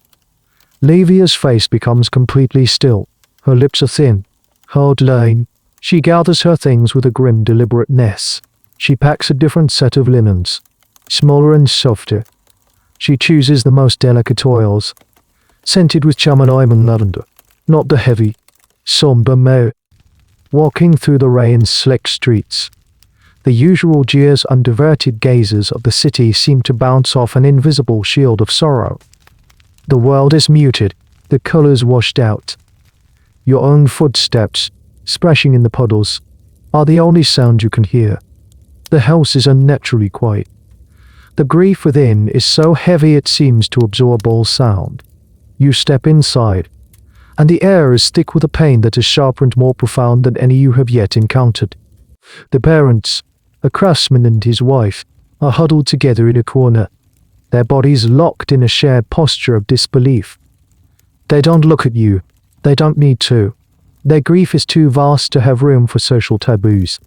In the center of the small main room, on a small cot, lies the child. She looks like a porcelain doll. Her dark hair is fanned out on the pillow. Her skin is pale and perfect. She is dressed in a simple white tunic. A small, carved wooden bird, a toy, is clutched in her hand. If not for the absolute stillness, the utter lack of breath, she could be sleeping. Livia approaches the cot, and for the first time, you see her hesitate. It is only for a second, a brief pause in her usually fluid movements, but it is there. She looks at the small, perfect face, and something in her own face softens. Crabs, just for an instant. We must be quick. She whispers to you, but her voice is different. It is not the voice of the stern teacher. It is the voice of a woman trying to hold herself together. It is not good for them to see this for long. The work is agonizingly delicate. Her small body is so fragile. You wash her limbs with a soft sea sponge. Your touch as light as you can make it. Her skin is already cool, but it is the skin of a child, softened, unlined. There is none of the weathered history you find on the bodies of the old. There is only the tragic silence of a story that has barely begun. The Romans had a complicated and often heartbreaking relationship with child mortality. It was incredibly common. It is a grim piece of data that perhaps as many as a third of all Roman infants did not survive to their first birthday, and many more were lost in early childhood. Because it was so common, some historians have argued that Roman parents were or detached, that they didn't allow themselves to form deep bonds with their children until they had passed the most dangerous early years. But the scene in this room, the raw, shattered grief of the parents, tells a different story. It is a story supported by the thousands of tiny, poignant tombstones that archaeologists have found, inscribed with messages of heartbreaking love from parents to their sweetest daughter or dearest son. The academic debate over Roman emotional attachment feels cold and distant in the face of this reality. The pain in this room is timeless. Livia shows you how to dress the little girl not in a shroud, but in her best dress. For a child who died so young, there would be no formal toga. Instead, they were often buried with their toys, their trinkets, the small treasures of their short lives. You help Livia gently arrange the folds of the small garment. You carefully place the little wooden bird back in her hand, curling her small, cool fingers around it. There is no coin for the ferryman. The belief, according to some Roman writers, was that the souls of infants and young children did not cross the Styx. They were believed to inhabit a special, peaceful place on the near side of the river, the quiet, ghostly meadow. Their journey was different. When you are finished, the little girl looks even more like she is simply asleep, dreaming of her toys. It is a terrible, beautiful illusion. You gather your things, your movements slow and heavy. As you turn to leave, the mother finally looks at you. Her eyes are red-rimmed and empty, but she sees you. She doesn't see a sima. She doesn't see an outcast. She sees someone who has cared for her child in this last, unbearable moment. She says nothing. She just gives a single, small nod. It is a nod of acknowledgement, a flicker of shared humanity in the depths of an unspeakable sorrow. You and Livia walk back out into the rain. Neither of you speaks. There is nothing to say. The rain mixes with the tears you didn't realize were running down your own cheeks. Livia pulls her cloak tighter. her face a rigid mask once more, but you saw the crack in it. You know that she, too, is weeping on the inside. You have faced many kinds of death now. The old, the rich, the poor. But this is the one that leaves the deepest scar. This is the one that no amount of professional detachment, no amount of ritual, can ever truly soften. It is the quietest farewell, and the loudest sorrow. The days that follow the child's farewell are draped in a quiet, grey fog. The rain stops, but the city seems to hold on to the dampness, the chill. You and Livia work, taking to more coals, an old weaver and a retired soldier. You move through the now familiar motions of washing, anointing, and shrouding. The work is a refuge. It's repetitive. Practical nature a shield against the memory of the little girl's face, but the memory is still there. A quiet tape behind your ribs. You have built a fortress inside yourself to do this job, but you have found a part of it that has no walls. One evening, the small cistern where Livia collects rainwater is nearly empty. The water at the bottom murky and stagnant. We need clean water, she says, her voice flat with exhaustion. She hands you a large, heavy clay amphora, a water jug. The fountain at the corner of the Via Marulina is still running. Dull, be quick. Going out at night is usually safer. The crowds are gone, and the darkness offers a cloak of anonymity. You take the heavy jug. Its weight awkward in your hand, and head out. The night is cool and clear. The stars brilliant and remote above the smoky haze of the city. You stick to the shadows, your senses on high alert. You are a creature of the night now, and you know its rhythms, its dangers. The public fountain, a simple stone basin with a bronze spout in the shape of a lion's head, is deserted. Water, clean and life-giving, is one of Rome's greatest prides. An incredible network of aqueducts brings millions of gallons into the city every day, feeding the great bathhouses, the private villas of the rich, and the hundreds of public fountains like this one, which are the lifeblood of the poor. For a moment, you just listen to the gentle, constant splash of the water into the basin. It is a sound of life, of cleansing. The amphora is heavy and difficult to maneuver under the spout. You manage to fill it, the gurgling sound echoing in the quiet square. Now comes the hardest part. Lifting it, the wet clay is slippery, and the jug, now full, weighs a formidable amount. You brace yourself, bend your knees as you've seen the porters do, and try to hoist it to your shoulder. Your hands are tired, still aching from eating the stiff funeral linens earlier in the day. As you lift, the jug slips. You try to catch it, but it's too heavy. It thuds to the stone ground, not breaking, but tipping over. A great gush of precious, clean water spilling out across the flagstones, disappearing into the cracks. A small, defeated sigh escapes your lips. You right the heavy, now half-empty jug, and prepare to try again. That looks heavy. The voice comes from the shadows. You spin around, your heart leaping into your throat, your hand instinctively clutching the small knife you now carry tucked in your belt for protection. A man steps out into the faint moonlight. He is not a robber or a drunk. He is a member of the Vigiles, the city's night watch. You can tell by his leather helmet and the short, thick club he carries. HES, one of the men tasked with patrolling the city after dark, putting out fires and keeping the peace. They are a rough lot, mostly freedmen, looked down upon by the legions but essential to the city's survival. You tense, expecting the usual litany of abuse. A lonely woman out at night is a target. A sima is an omen to be cursed and driven away. But the watchman doesn't sneer. He doesn't make a warning gesture. He just looks at the jug, then at you. His face is ordinary, weathered by night shifts and too little sleep. Here, he says, stepping forward. He doesn't wait for your permission. He takes the heavy amphora from you, his calloused hands gripping it easily. Let me. He holds it under the spout, fills it to the brim, and then, with a single, smooth motion, He hefts it onto his own shoulder. Where to? He asks. You are so shocked you can barely speak. You point, numbly, in the direction of Livia's home. He just nods. I'm walking that way anyway. And so you walk. A strange, silent procession of two, the despised death worker and the low-ranking peacekeeper. He walks a respectful pace ahead of you, carrying your burden. No one says a word. The only sounds are his steady footsteps and the gentle swashing of the water in the jug. It is a small thing, a ridiculously small thing. But it feels monumental. He is not helping a sima.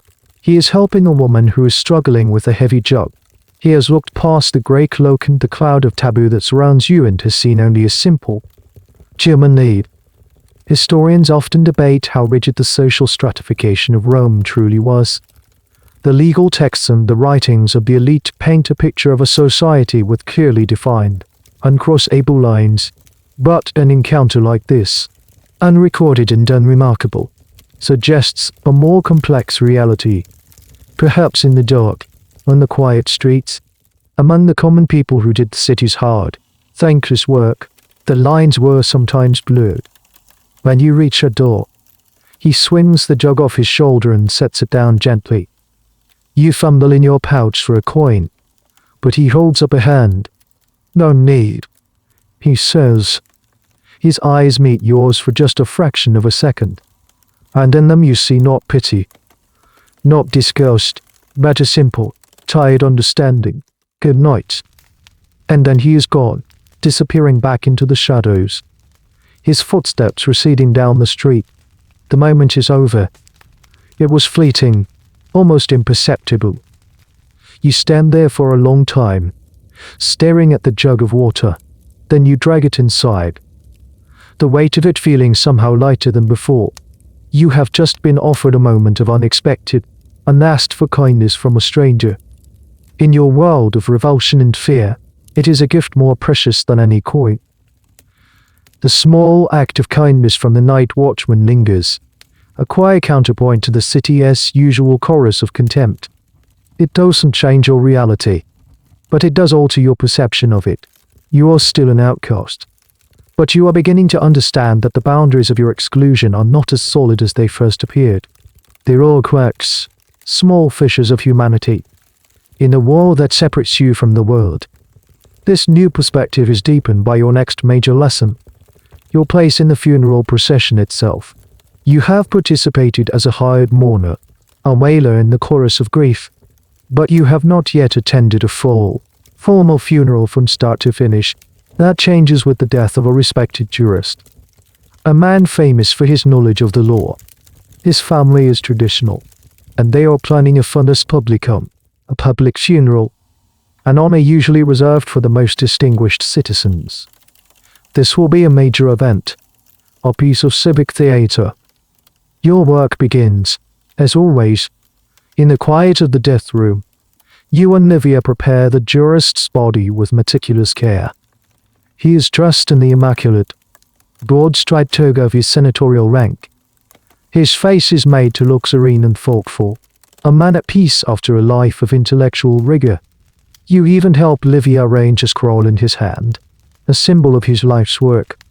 For 9 days, the body lies in state in the atrium of his home, surrounded by candles and grieving family members.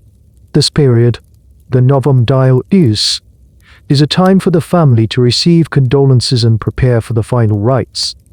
Your work is done, but Livia tells you that you will be required for the procession, not as a mourner this time, as something else. On the day of the funeral, you return to the jurist's house. The street outside is already crowded with onlookers. The procession is a grand affair. At the very front are the musicians, flutists, horn players, and lyre players. Their music a somber, penetrating melody that cuts through the city's noise. Then come the ancestors.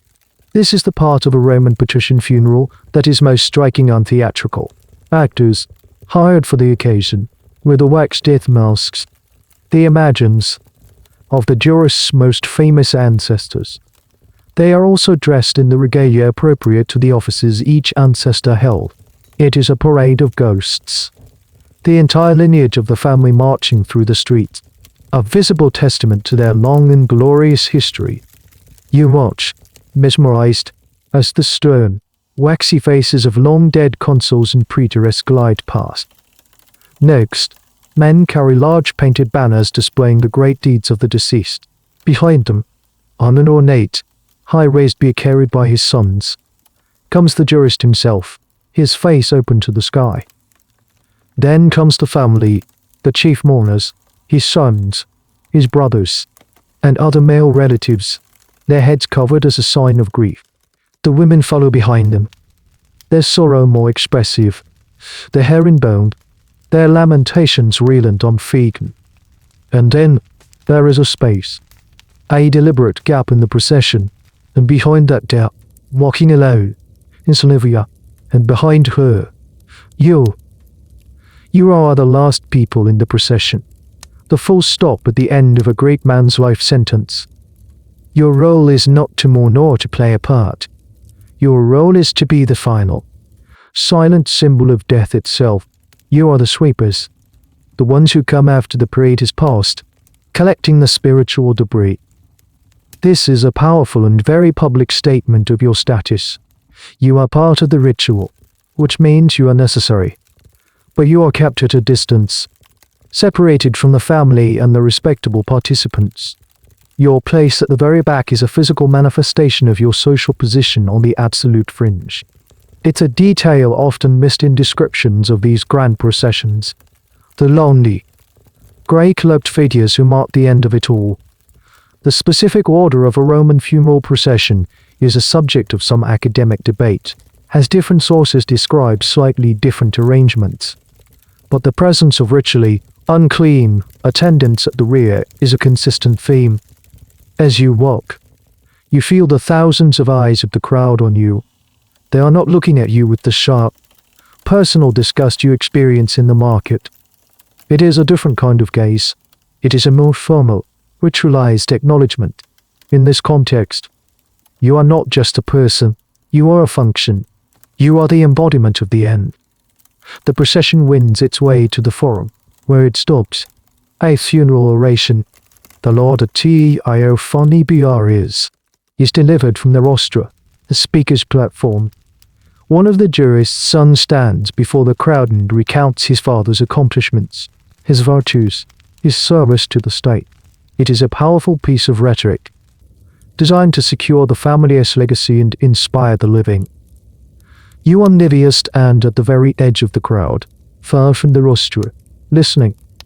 You are the silent, unaccompanied audience to this grand public performance. After the speech, the procession reforms and continues its slow journey outside the city walls to the family tomb on the Appian Way. There, the final rites will be performed, the body will be interred, and a feast will be held in the deceased's honor.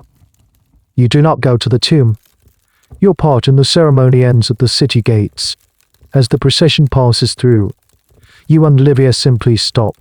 You watch as the last of the mourners disappear down the road. Then, you turn and walk back into the city. The crowds are already dispersing. The merchants are shouting their wares again. The noise of life is rushing back in to fill the space the procession left behind. The great man's story is over. His parade has ended. And you, the lonely figures at the back, simply melt back into the shadows from which you came. You and Livia walk back from the city gate in your customary silence. But it is a silence filled with the echoes of the grand procession, the somber music, the son's eloquent speech, the sight of those waxy, ancestral faces. You have been a part of a great piece of Roman theatre, and now you are returning to your own quiet, unadorned life. Your world, you realize, has shrunk to two places. There is the world of the dead, the quiet, lamplit rooms where you do your work. And there is this small, one-room house on the edge of the city. Everything in between is hostile territory. Livia's home is more than just a place to sleep. It is your sanctuary, your workshop, and your fortress. It is the only place in the entire vast city of Rome where you do not have to be on your guard. It is the only place where you are not a sima, but just you. The house itself is a reflection of Livia's personality. It is starkly practical. Every object has a purpose. There is the large stone mortar for grinding herbs and resins. Its surface worn smooth from years of use. There are the neat stacks of linen, sorted by size and quality. There are the clay pots and vials, each with its own specific contents, arranged on a low shelf. There is her simple cotton or straw palette. There is nothing superfluous, nothing for comfort or decoration. It is a life stripped down to its essentials. Your days here, when you are not on a call, are spent maintaining the tools of your trade. You wash the funeral linens in vinegar and water, then hang them to dry in the small, high-walled yard behind the house, a space hidden from the view of any neighbors. The sun is a crucial part of the cleansing process. Livia insists, burning away any lingering spiritual taint. You learn to mend the linens with small, neat stitches, making them last as long as possible. Good quality linen is expensive, and your profit margin is always slim. This is a business, after all, albeit a strange one. You spend hours grinding myrrh and frankincense into powder. The repetitive motion of the pestle a kind of meditation. The air is always thick with the dry, clean sense of your work. Your home smells like a temple, but a temple dedicated to a forgotten, quiet God. Life in this small space is governed by an unspoken routine. You wake before dawn. You eat a simple breakfast of bread and olives. You work. You eat a simple dinner of lentil stew. You sleep. There is a peaceful monotony to it. Here, away from the demands of the grieving and the contempt of the living, there is a kind of peace. This isolation is a defining feature of your existence. You have no friends, no neighbors to chat with. The world of ordinary human interaction, the gossip at the fountain, the shared meal with friends, the laughter in a tavern, is close to you. Some scholars have suggested that people in professions considered unclean would have formed their own communities, their own small, supportive guilds. But the evidence for this is thin. For you, the reality is a profound solitude, punctuated only by the stern, minimal companionship of Livia. And yet, in this isolation, you find a strange kind of freedom. You are exempt from the endless social obligations that define the life of a Roman woman. You do not have to worry about pleasing a husband, managing a complex household, or engaging in the intricate social dance of visits and favors. You do not have to worry about your reputation, because you have no reputation left to protect. You are utterly, completely outside of it all.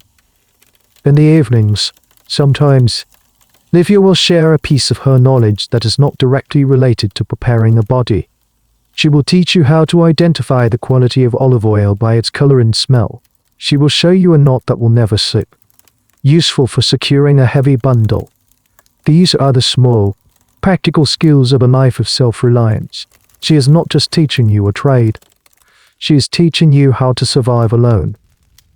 Your home is on the edge of the world, both literally and figuratively.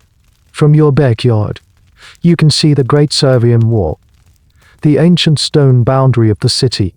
Beyond it lie the burial grounds and the potter's fields. You live on the threshold between the city of the living and the necropolis of the dead. It is your natural habitat. One evening, as the sun sets, casting a golden light on the old stone walls, you sit with Livia, mending a tear in a shroud. Neither of you speaks. The only sound is the whisper of your needle through the cloth. For the first time, you do not feel the weight of your loneliness. You do not feel the sting of your exclusion. You feel content. You have a roof over your head. You have work that, while grim, has meaning. You have a quiet place to retreat to at the end of the day. You have built a home on the edge of the world, and in its shadows, you have found a small, resilient, and wholly unexpected kind of peace. The quiet rhythm of your life is shattered one sweltering summer night. The knock on the door is frantic. Punny. It's a man you've never seen before, his face slick with sweat, his eyes wide with a fear that is more than just grief. Please, he begs, not even trying to hide his desperation as he speaks to Livia. My brother. He's gone. The Blue Death. The physicians won't come near. No one will. The Blue Death. Pestis caruelia. It is not a formal medical term, but a name whispered on the streets. It is a catch-all for any number of swift, terrifying diseases that sweep through the crowded, unsanitary tenements of the city, especially in the heat of summer. It could be cholera, or typhoid, or something else entirely. The Romans, with their limited understanding of germ theory, often attributed such plagues to miasma, bad air, or the anger of the gods. All they knew for certain was that it was contagious, and it was deadly. The name comes from the faint bluish tint the victim's skin sometimes took on after death. Livia is very still. You can see her calculating the risk. To enter a house touched by the plague is to invite the plague into your own home. It is to risk your own life for a handful of coins. The man sees her hesitation. I will pay double, he says, his voice cracking. Triple, please. He cannot just be left. To leave a body imbued was a profound horror for the Romans, a spiritual crisis for the entire family. The soul could not rest, and its angry ghost might haunt the living. The family's desperation is not just about sentiment. It is about stark terror. This is a dilemma that your profession must have faced regularly. When epidemics swept through the ancient world, who cared for the dead? Who performed the last rites when even family members were terrified of contagion? The historical records are often silent on these grim practicalities, but it is logical to assume that this duty, like all the other unpleasant aspects of death, fell to people like you. You were the last line of defense against chaos and impunity. Livia looks at the man, then she looks at you. Her face is unreadable, but you see in her eyes a question. She is not just deciding for herself, she is deciding for you both. You give a small, almost imperceptible nod. You will go. You don't know if it is bravery, or fatalism, or a sense of duty that you have absorbed from her. But you will go. Livia turns back to the man. The standard fee, she says, her voice firm. Paid now. We will come. She will not profit from his terror. But she will not work on credit. The risk is too high.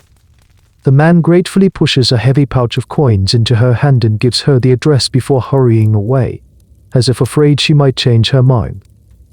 The preparation for this job is different. Livia gives you a cloth soaked in strong vinegar. Tie this over your nose and mouth, she instructs. It will not stop the bad air completely, but it may help. This is the ancient equivalent of a face mask, based on the belief that the strong, clean smell of vinegar could counteract a disease-carrying miasma. She also packs a large quantity of sulfur and rosemary. We will burn these, she says. The smoke purifies.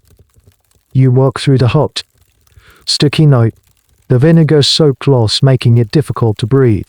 The air in the tenement block where the man lived is thick and stagnant.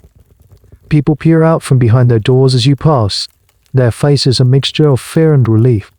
They are terrified of the disease in their midst, but they are glad someone is finally here to deal with it. The room is small and suffocatingly hot. The body of the young man lies on a pallet, and the signs of the disease are unmistakable. The fear in the room is a tangible thing. A third presence alongside you and Livia. The family is huddled in the far corner, their faces pale behind their own makeshift masks. Do not touch anything with your bare hands, Livia murmurs, her voice muffled by the cloth. Work quickly. We do not linger here. The work is a grim, hurried affair. There is no time for the careful, cosmetic preparations. The priority is to contain the threat. You wash the body with water mixed with vinegar. Your movements swift and efficient. You see the faint bluish tinge to the man's skin that gives the disease its name. You force yourself to focus on the task, to block out the fear that is trying to claw its way up your throat. Livia lights a small brazier and throws the sulfur and rosemary onto the hot coals. A thick, acrid smoke fills the room, stinging your eyes and catching in your throat. It is a desperate, primitive attempt at fumigation. You wrap the body quickly in a simple shroud, one that has been soaked in oil and resin, or crude attempt to seal it. There is no dressing in a fine toga, no placing of a coin. The rites are truncated, stripped down to the barest necessity of making the body ready for its immediate removal. The family will take him to be cremated at dawn. A quick, unceremonious burning is the safest way to dispose of a plague-ridden body. You finish your work in a fraction of the usual time. As you back out of the room, Nibia throws another handful of sulfur onto the brazier, creating a final, thick cloud of purifying smoke. You walk back home through the pre-dawn gloom, the acrid smell of sulfur clinging to you. You do not speak. When you arrive, the cleansing ritual is the most thorough you have ever performed. You strip off all your clothes at the door and drop them into a basin of boiling water and lie. You scrub every inch of your skin, from the soles of your feet to the crown of your head, with a harsh soap until it is red and dry.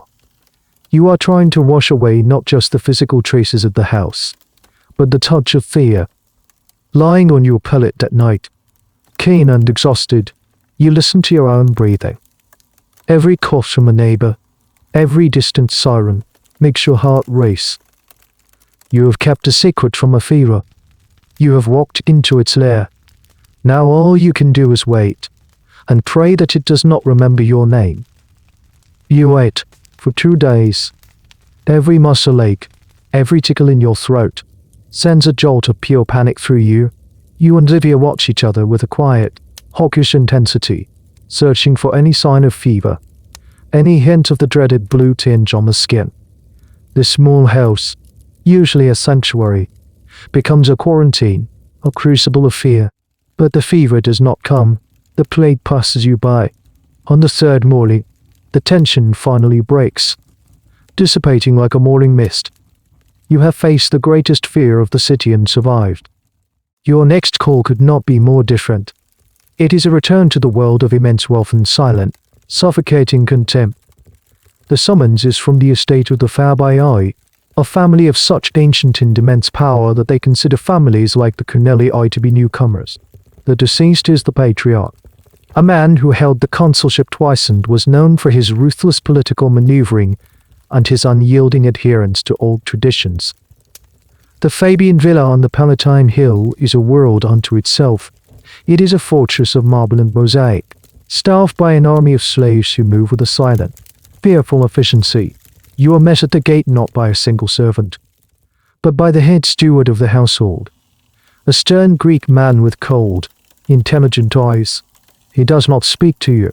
He speaks to a slave, who then speaks to you. You are so far beneath him that direct communication is impossible. You are led through a series of courtyards and colonnades, each more opulent than the last. The sheer scale of the wealth is disorienting. You are walking through a palace, a place where the fate of the empire is decided over spiced wine and roasted peacock. Your presence here feels like a profound and dirty secret. The room where the old consul lies is not a bedroom. It is a formal reception hall.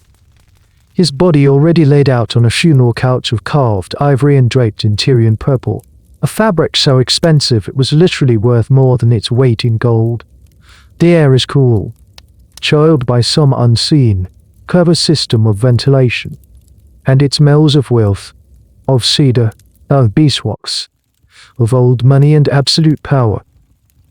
This is not a house of grief, it is a house of state. The consul's death is not a personal loss, it is a political event. His sons, his grandsons, his powerful allies are already gathered in other parts of the villa, not weeping, but strategizing. His death creates a power vacuum, and the vultures are already circling. Your job here is not to comfort the grieving. It is to prepare an icon. The family doesn't want their father to look peaceful. They want him to look powerful, even in death. Livia understands this instantly. Her usual quiet deference is replaced by a steely, focused professionalism. She is not intimidated by the grandeur. She is a craftsman, and this is a commission. You work in an almost complete silence, punctuated only by the quiet instructions from Livia. The family has left a list of explicit demands with the steward. The consul's hair is to be arranged in the old Republican style, severe and simple. His hands are to be positioned to display the senatorial ring, a heavy gold signet that has been passed down for generations. A specific blend of frankincense, imported at enormous cost from the Arabian Peninsula, is to be used for the anointing. The most unnerving part is the presence of the family as slaves. They stand silently against the walls of the room, their eyes always on you, but never meeting yours. They are there to ensure you do your job correctly, and to make sure you touch nothing you are not supposed to. You feel like you are performing surgery under the watchful eyes of a hostile medical board. The contempt in this house is not the loud, superstitious fear of the streets. It is a silent, heavy, and absolute conviction of your worthlessness. It is the chilling indifference of the powerful to the tools they are forced to use. This stark class division is the bedrock of Roman society, and your job places you at its most extreme and uncomfortable pressure point. You are touching the body of one of the most powerful men in the world, a man who, in life, would not have acknowledged your existence even if you were on fire at his feet. There is a deep, unsettling intimacy to it that is completely at odds with the vast social chasm between you. The strangest and most chilling request comes when you are nearly finished. The steward enters, his face impulsive. The eldest son requires a memento, he says, his voice devoid of emotion, a lock of his father's hair. This is not a common Roman practice. In fact, it borders on the strange, hinting at a level of sentimentality that seems at odds with the family's cold demeanor, or perhaps it is for some other purpose, a private ritual or even, as your mind flashes back to the man at your door, the magical one. The motivations of the powerful are often opaque. The line between sacred relic and magical ingredient can be a fine one, a topic that makes many academics deeply uncomfortable. Livia takes a small, sharp bronze knife from her kit. With a steady hand, she snips a small lock of the old man's silvery hair. She places it on a square of purple silk that the steward provides. He takes it, his fingers careful not to brush against hers, places it in a small wooden box, and leaves. You have now provided a family with a death mask to celebrate their lineage and unlock of hair for their private sentiment. You are the purveyor of the raw materials of their memory and their power. When your work is done, you are escorted out through the same labyrinth of corridors. The payment is delivered by the same layered system of communication, from steward to slave, from slave to you. The pouch is heavy with silver. It is the most you have ever earned for a single job. But as you step out of the cool, silent opulence of the villa and back into the hot, noisy reality of the city, you feel a desperate need to scrub your skin, to wash away the feeling of that cold, silent contempt. The heavy silver coins from the Fabian villa feel different in your pouch. They are a tangible reminder of the vast, cold world of power you briefly inhabited. They also provide a cushion, a rare sense of security in your precarious life. For a few weeks, you and Livia can afford better bread, a small piece of cheese, a luxury you haven't enjoyed in a long time. Your next call is a stark contrast. It comes not from a palace or a tenement, but from the barracks of the Praetorian Guard, the elite soldiers who serve as the Emperor's personal bodyguards. Our young guardsman has been killed, not in battle, but in a stupid, drunken brawl over a game of dice. His death is a matter of shame, not honor. You and Livia are escorted into the barracks by a grim-faced centurion. The atmosphere is thick with a disciplined, masculine energy that is entirely foreign to you. This is a world of leather, bronze, and sweat. The soldiers you pass avert their eyes, not with the superstitious fear you are used to, but with a kind of awkward embarrassment. Death is their business. But this kind of messy, pointless death is a disruption to their rigid order. The body of the young soldier lies on a simple cot in a small, cell-like room. He is a boy, really, no more than 20. He was strong and handsome, but his face is now marred by a dark bruise on his temple, the result of a fall or a blow that ended his life. The most striking thing is the gash on his forearm. A deep, clean cut. It is not the wound that killed him, the centurion explains gruffly. It is the wound he received in his last battle on the German frontier. A scar he was intensely proud of. Tending to the body of a soldier is different from your other work. His body is hard, muscular, a trained instrument of war. It does not have the soft frailty of the old or the sick. You find yourself working with a different kind of respect, a respect for the sheer physical power he once possessed. Livia instructs you to pay special attention to the scar. His honor is in his wounds, she says quietly as you wash the body. We must present him as a warrior, not a brawler. This is a key part of your craft. You are not just cleaning a body. You are editing a life story. You are preparing a final narrative for the politician. It was power. For the noblewoman, it was lineage. For this young man, it is his service, his bravery. You use the pigments Livia carries not to create a blush of life, but to subtly diminish the appearance of the ugly bruise on his temple, while leaving the proud scar on his arm clear and distinct. It is a fascinating piece of trivia that the Roman military had its own dedicated undertakers, the Polling-Terraes, who often handled the mass casualties of battle. But for an individual death like this, within the city walls, the duty fell back to civilian specialists like you. The line between military and civilian jurisdiction, even in death, was a complex and sometimes blurry one. As you work, a group of his fellow soldiers, his contubernails, the men who shared his tent, stand awkwardly in the doorway. They are trying to do right by their fallen comrade, but they are clearly out of their depth. One of them, a broad-shouldered man with a kind, sad face, steps forward. We have his things, he says, his voice rough with emotion. He holds out a small wooden box. His pay. He was saving it to send to his mother in Hispania. Inside the box are a few dozen silver denarii. It is a small fortune for a common soldier. You must. The soldier begins, then trails off, unsure of the correct custom. Should it be buried with him? This was a common dilemma. Roman beliefs about the afterlife were varied and sometimes contradictory.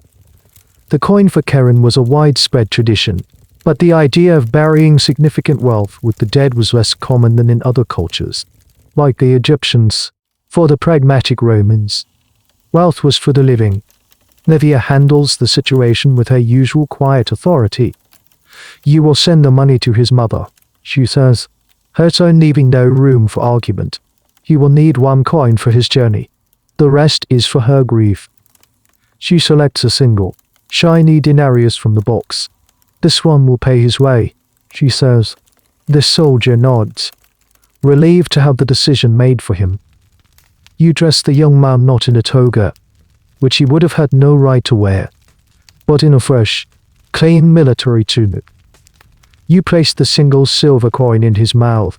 Then, Livia does something you haven't seen before.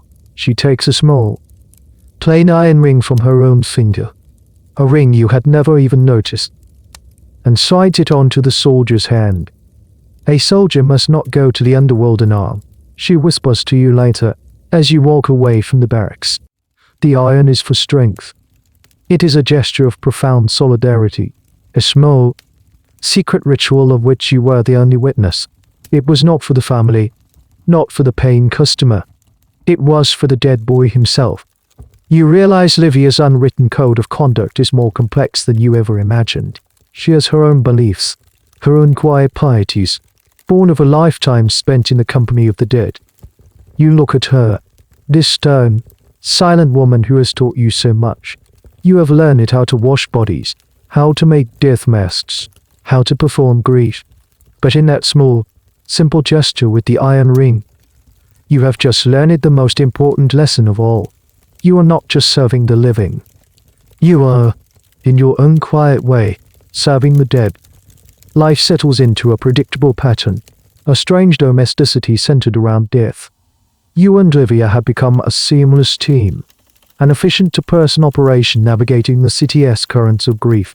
You anticipate her needs. She trusts your growing skill, the word, while never easy, is no longer terrifying. It has become just that. Work, a trade, with its own tools, challenges, and small, grim satisfactions. Then, one cool autumn evening, a summons arrives that unravels the careful, protective distance you have built between your past and your present. The messenger is a woman, a neighbor from your old insula, the tenement building where you lived with Gaius. Her name is Marcia, and she runs a small weaving stall in the courtyard. You used to trade mended clothes for her leftover scraps of wool. When she sees you at the door behind Livia, her eyes widen in a mixture of shock, pity, and a little bit of fear. She had heard the rumors, of course, that Gaius' widow had fallen into a disreputable trade. But to see you, standing there in the drab grey cloak of a sima, is a different matter. It's Decimus, she says, her voice strained, her eyes darting between you and Livia. The potter from the second floor. His lungs. The kiln's smoke finally took him. Decimus. You knew him. Not well, but you knew him. He was a gruff, flower-dusted man with a booming laugh who would sometimes give the neighborhood children small, misshapen clay animals that had cracked in the firing. Young Gaius would sometimes share a cup of cheap wine and complain about their landlords. He was a piece of the architecture of your old life. A cold, heavy feeling spreads through your chest. This is not an anonymous patrician or a stranger in a plague-ridden room. This is Decimus. This is home. We will come, Livia says, her voice even. She glances at you, a quick, sharp look. It is the first time she has ever seemed to ask for your consent. She has given you a chance to refuse. To return to that building, to that courtyard, as this.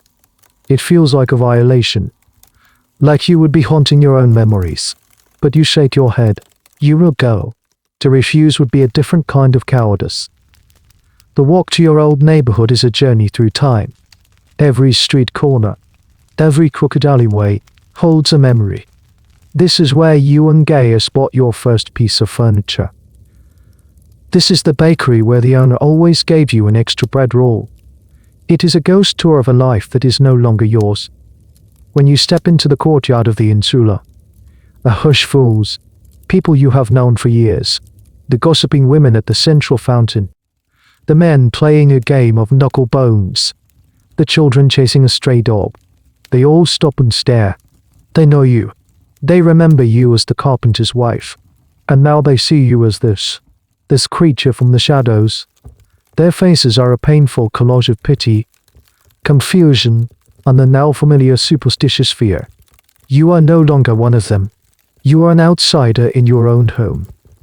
You keep your eyes fixed on the back of Livia's cloak and follow her up the rickety wooden stairs, the steps groaning under your feet with a sound you know better than your own heartbeat.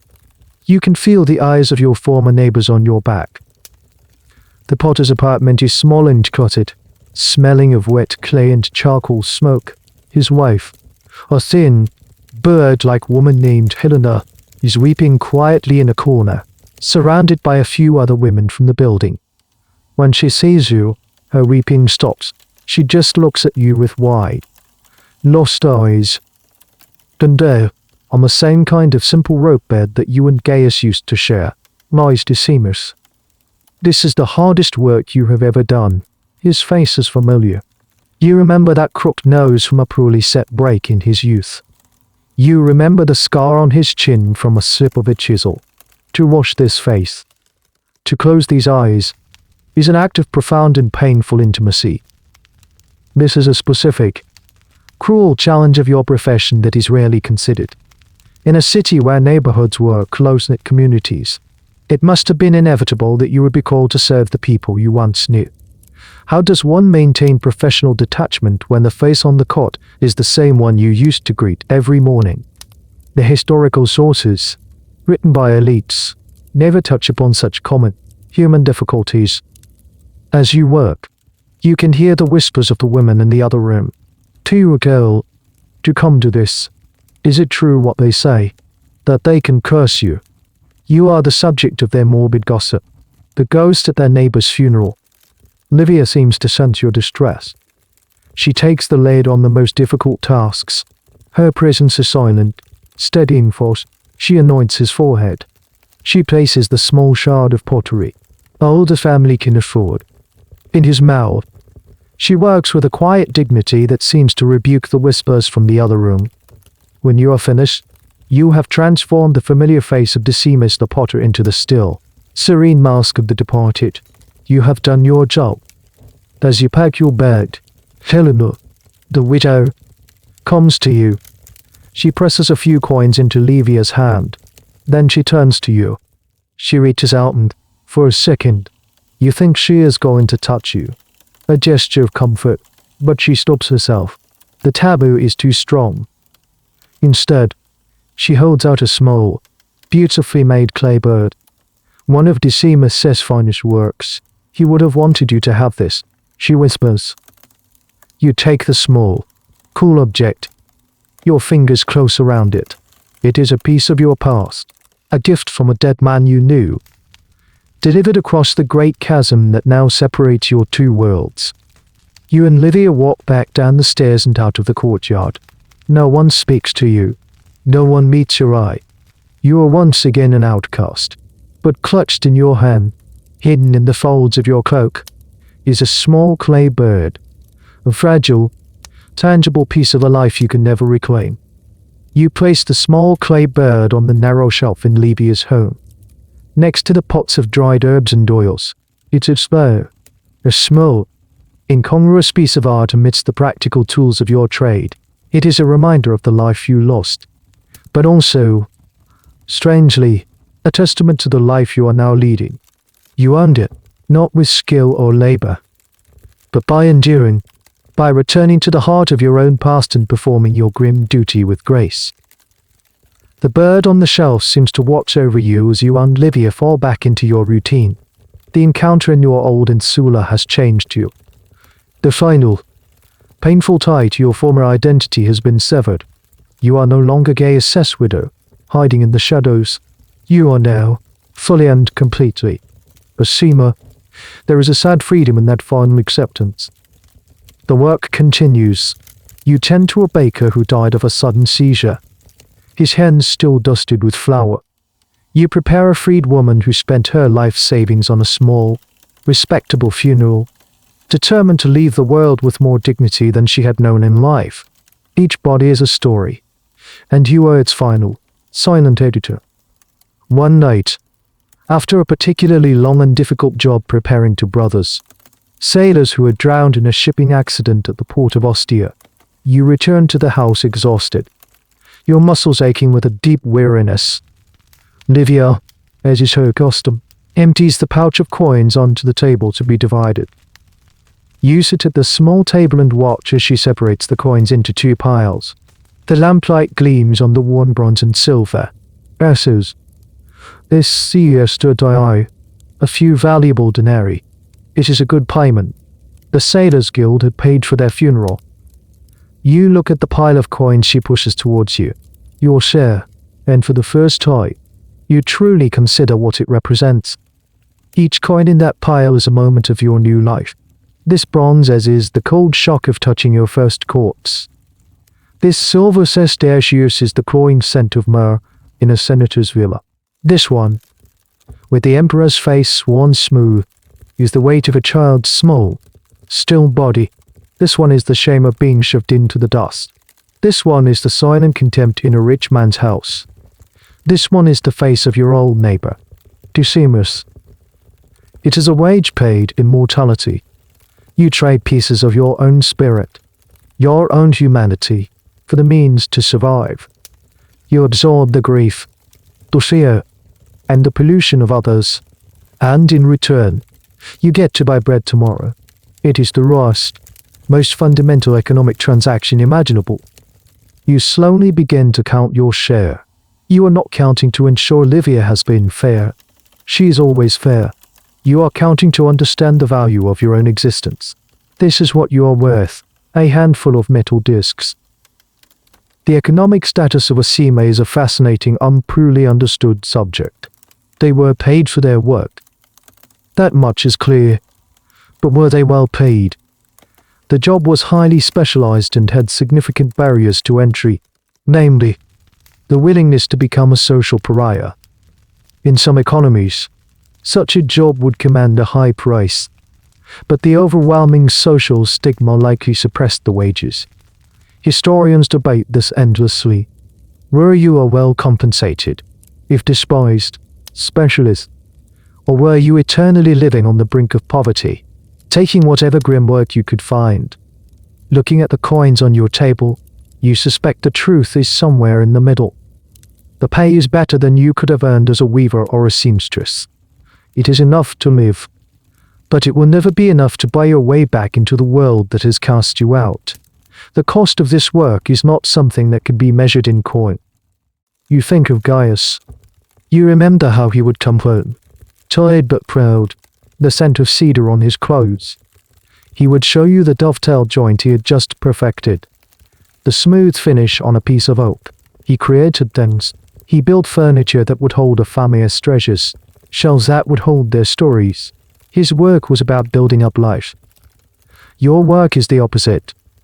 You deconstruct. You manage the quiet, final decay. You are the carpenter's antithesis. You finish counting the coins and push them into a small leather pouch. You tie the drawstring tight. The weight of the pouch in your hand is familiar, reassuring. It is the weight of another day's survival. It is the weight of your food, your shelter. It is the weight of your lonely and indispensable place in this vast, teeming, merciless city. It is the cost and the price of your strange new life. And as you hold it, you feel not sadness, not pride, but a quiet, weary, and profound acceptance. This is your wage, and you have earned it. The seasons turn. The oppressive heat of summer gives way to the crisp, cool air of autumn. The leaves on the few scraggly trees you can see from your small yard turn yellow and fall. Your life, once a series of shocking and painful initiations, has now settled into a deep, steady rhythm. The work is no longer a source of terror or shame. It is simply the fabric of your days. You have changed. The city's contempt no longer stings with the same sharp pain. You have developed a hide as thick as a legionary's sandal. The averted gazes, the whispered insults, they are just background noise. The meaningless hum of a city that does not understand you. You have learned Livia's greatest lesson, the art of internal exile. You live within the walls of Rome, but you are not truly a citizen of it. Your allegiance is to your work, to your small, quiet home, and to the silent woman who is your teacher, your colleague, and in a strange, unspoken way, your only family. One crisp afternoon, you and Livia are returning from a job in a quiet, middle-class neighborhood. It was an easy, straightforward task. An old scholar who had died peacefully in his sleep. His family was kind, their griefs sincere and understated. As you walk, you see a crowd gathered in a small, dusty square. It is a slave auction. Normally, you would give such a gathering a wide berth, but today, Livia stops. She watches the scene with her usual unreadable expression. On a raised wooden platform, an auctioneer is extolling the virtues of the property for sale. A line of men, women, and children stand silently, their faces blank with resignation. A small wooden tag hanging from each of their necks detailing their age, origin, and skills. Your first instinct is to look away. It is a scene of profound human misery, a casual cruelty that is woven into the very fabric of Roman life. But Livia continues to watch, her gaze fixed on the platform. "Look at them," she says, her voice so low it is almost a whisper. "They are owned. Their bodies, their time, their children, all belong to another. They must answer to a master for every moment of their lives." The auctioneer is currently selling a young woman from Gaul, praising her strong teeth and wide hips, her suitability for manual labor or breeding. The woman stares out at the crowd, her eyes seeing nothing. "Now look at us," Livia says, turning her gaze to you. "No one owns us. No one tells us when to wake, when to sleep. No one can sell us. No one can command us. Our work is grim. The world despises us, but we are free. The word hangs in the air between you. Free. It is a stunning, radical thought. You have never, ever considered yourself free. You were forced into this life by debt. You are trapped by social taboo. You are a prisoner of your profession. But as you look back at the young woman on the auction block, you begin to understand what Livia means. Your life is hard. Yes. It is lonely. But it is yours. The coins you earn, you keep. The path you walk, you choose. You have no husband, no father, no master to answer to. In a society where nearly every woman was the legal property of a man, first her father, then her husband, your position as a sima has, by a strange and cruel irony, placed you outside that entire system of ownership. This is a perspective that is almost entirely absent from the historical record. Roman authors, when they wrote about women, wrote about wives, mothers, and daughters. They wrote about priestesses and empresses. They did not write about the strange, paradoxical liberty of the outcast. It is a freedom born of total social exclusion, a liberty that exists only because you are considered less than human, but it is a form of freedom nonetheless. You watch as the Gaulish woman is sold to a man with a cruel, satisfied smile. She is led off the platform, her future now completely in his hands. You and Livia turn and walk away from the square. The world looks different. The grey cloak on your shoulders feels less like a shroud and more like a shield. The contemptuous glances of the people you pass now seem almost irrelevant. They are playing a game whose rules you are no longer bound by. They are prisoners of their own complex web of status, reputation, and obligation. They are worried about patrons and clients, about dowries and inheritances, about saying the right thing to the right person at the right time. You are worried about none of that. Your concerns are more fundamental: to do your work well, to earn your keep, and to maintain your quiet, solitary peace. You have found freedom in the one place no one would ever think to look for it. In the shadows, at the very bottom of the world. You are a pariah, an object of fear and disgust. But you are your own master, in the vast, hierarchical, and unyielding machine of Rome. You have slipped through the cracks. You are a ghost in the system, and ghosts are truly, terrifyingly free. Years pass, not in a rush, but in a slow, steady accumulation of days. Like dust settling in a quiet room, the lines on your face begin to mirror the ones on Livia's. Your hands, once soft, are now the hands of a sima, strong, capable, and permanently callous. You are no longer the frightened apprentice. You are a master of your trade. Livia is older now, her movements slower, her silence deeper. You are the one who takes the lead, who speaks to the grieving families, who directs the delicate work. The cycle of apprenticeship is nearing its end. The role of teacher will one day be yours. You have seen every kind of death the city has to offer. You have prepared the bodies of the powerful and the destitute, the beloved and the forgotten. You have worked through 2 more waves of the summer play. Your fear replaced by a grim, methodical caution. You have created a dozen more imagines for noble houses. Your hands now as skilled as any sculptor's. The work is no longer a job. It is the rhythm of your life, the anchor of your existence. Your inner world has changed as well. The ghost of Gaius, once a constant, painful presence, has faded to a gentle, sorrowful memory. The life you once had feels like a story you read long ago, about a different person in a different world. You are no longer defined by what you have lost. You are defined by what you have become. One morning, you stand in the small yard behind the house, watching the sun rise over the city wall. The sky is streaked with pale pink and gold. In the distance, you can hear the first stirrings of Rome waking up. The rumble of a cart, the crowing of a rooster, the distant shout of a foreman. The city is preparing for another day of commerce and politics, of ambition and intrigue. And you are preparing for another day of endings, Soon, there will be a knock on the door, a servant from a wealthy house, or a tear-streaked child from a poor one. And you will gather your tools, pull on your grey cloak, and go out to meet them. You will step into a room filled with the raw, chaotic energy of grief, and you will bring to it a quiet, methodical calm. You will perform the ancient rituals. You will wash the limbs, anoint the brow, and place the coin for the ferryman. You will offer a final, silent act of care to those who have completed their journey.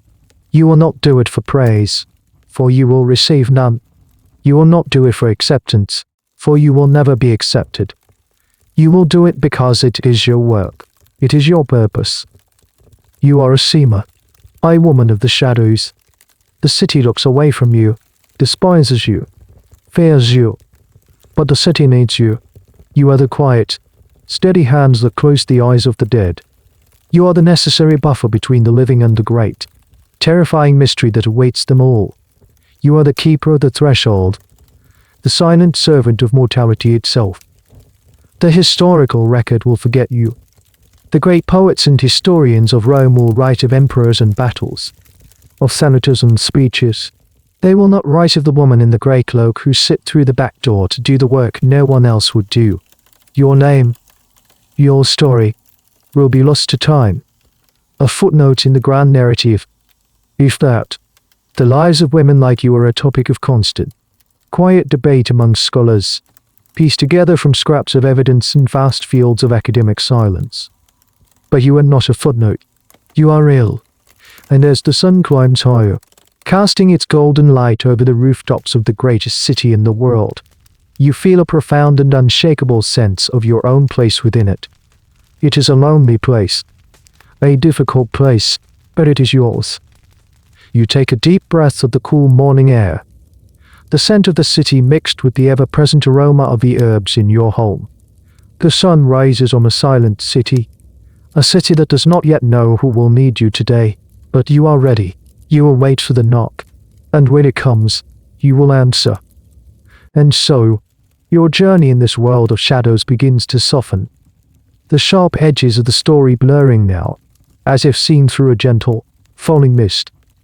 The sounds of Rome, the distant trumble of carts, the murmur of voices in a crowded market, they all begin to fade, leaving only the quiet rhythm of your own breathing.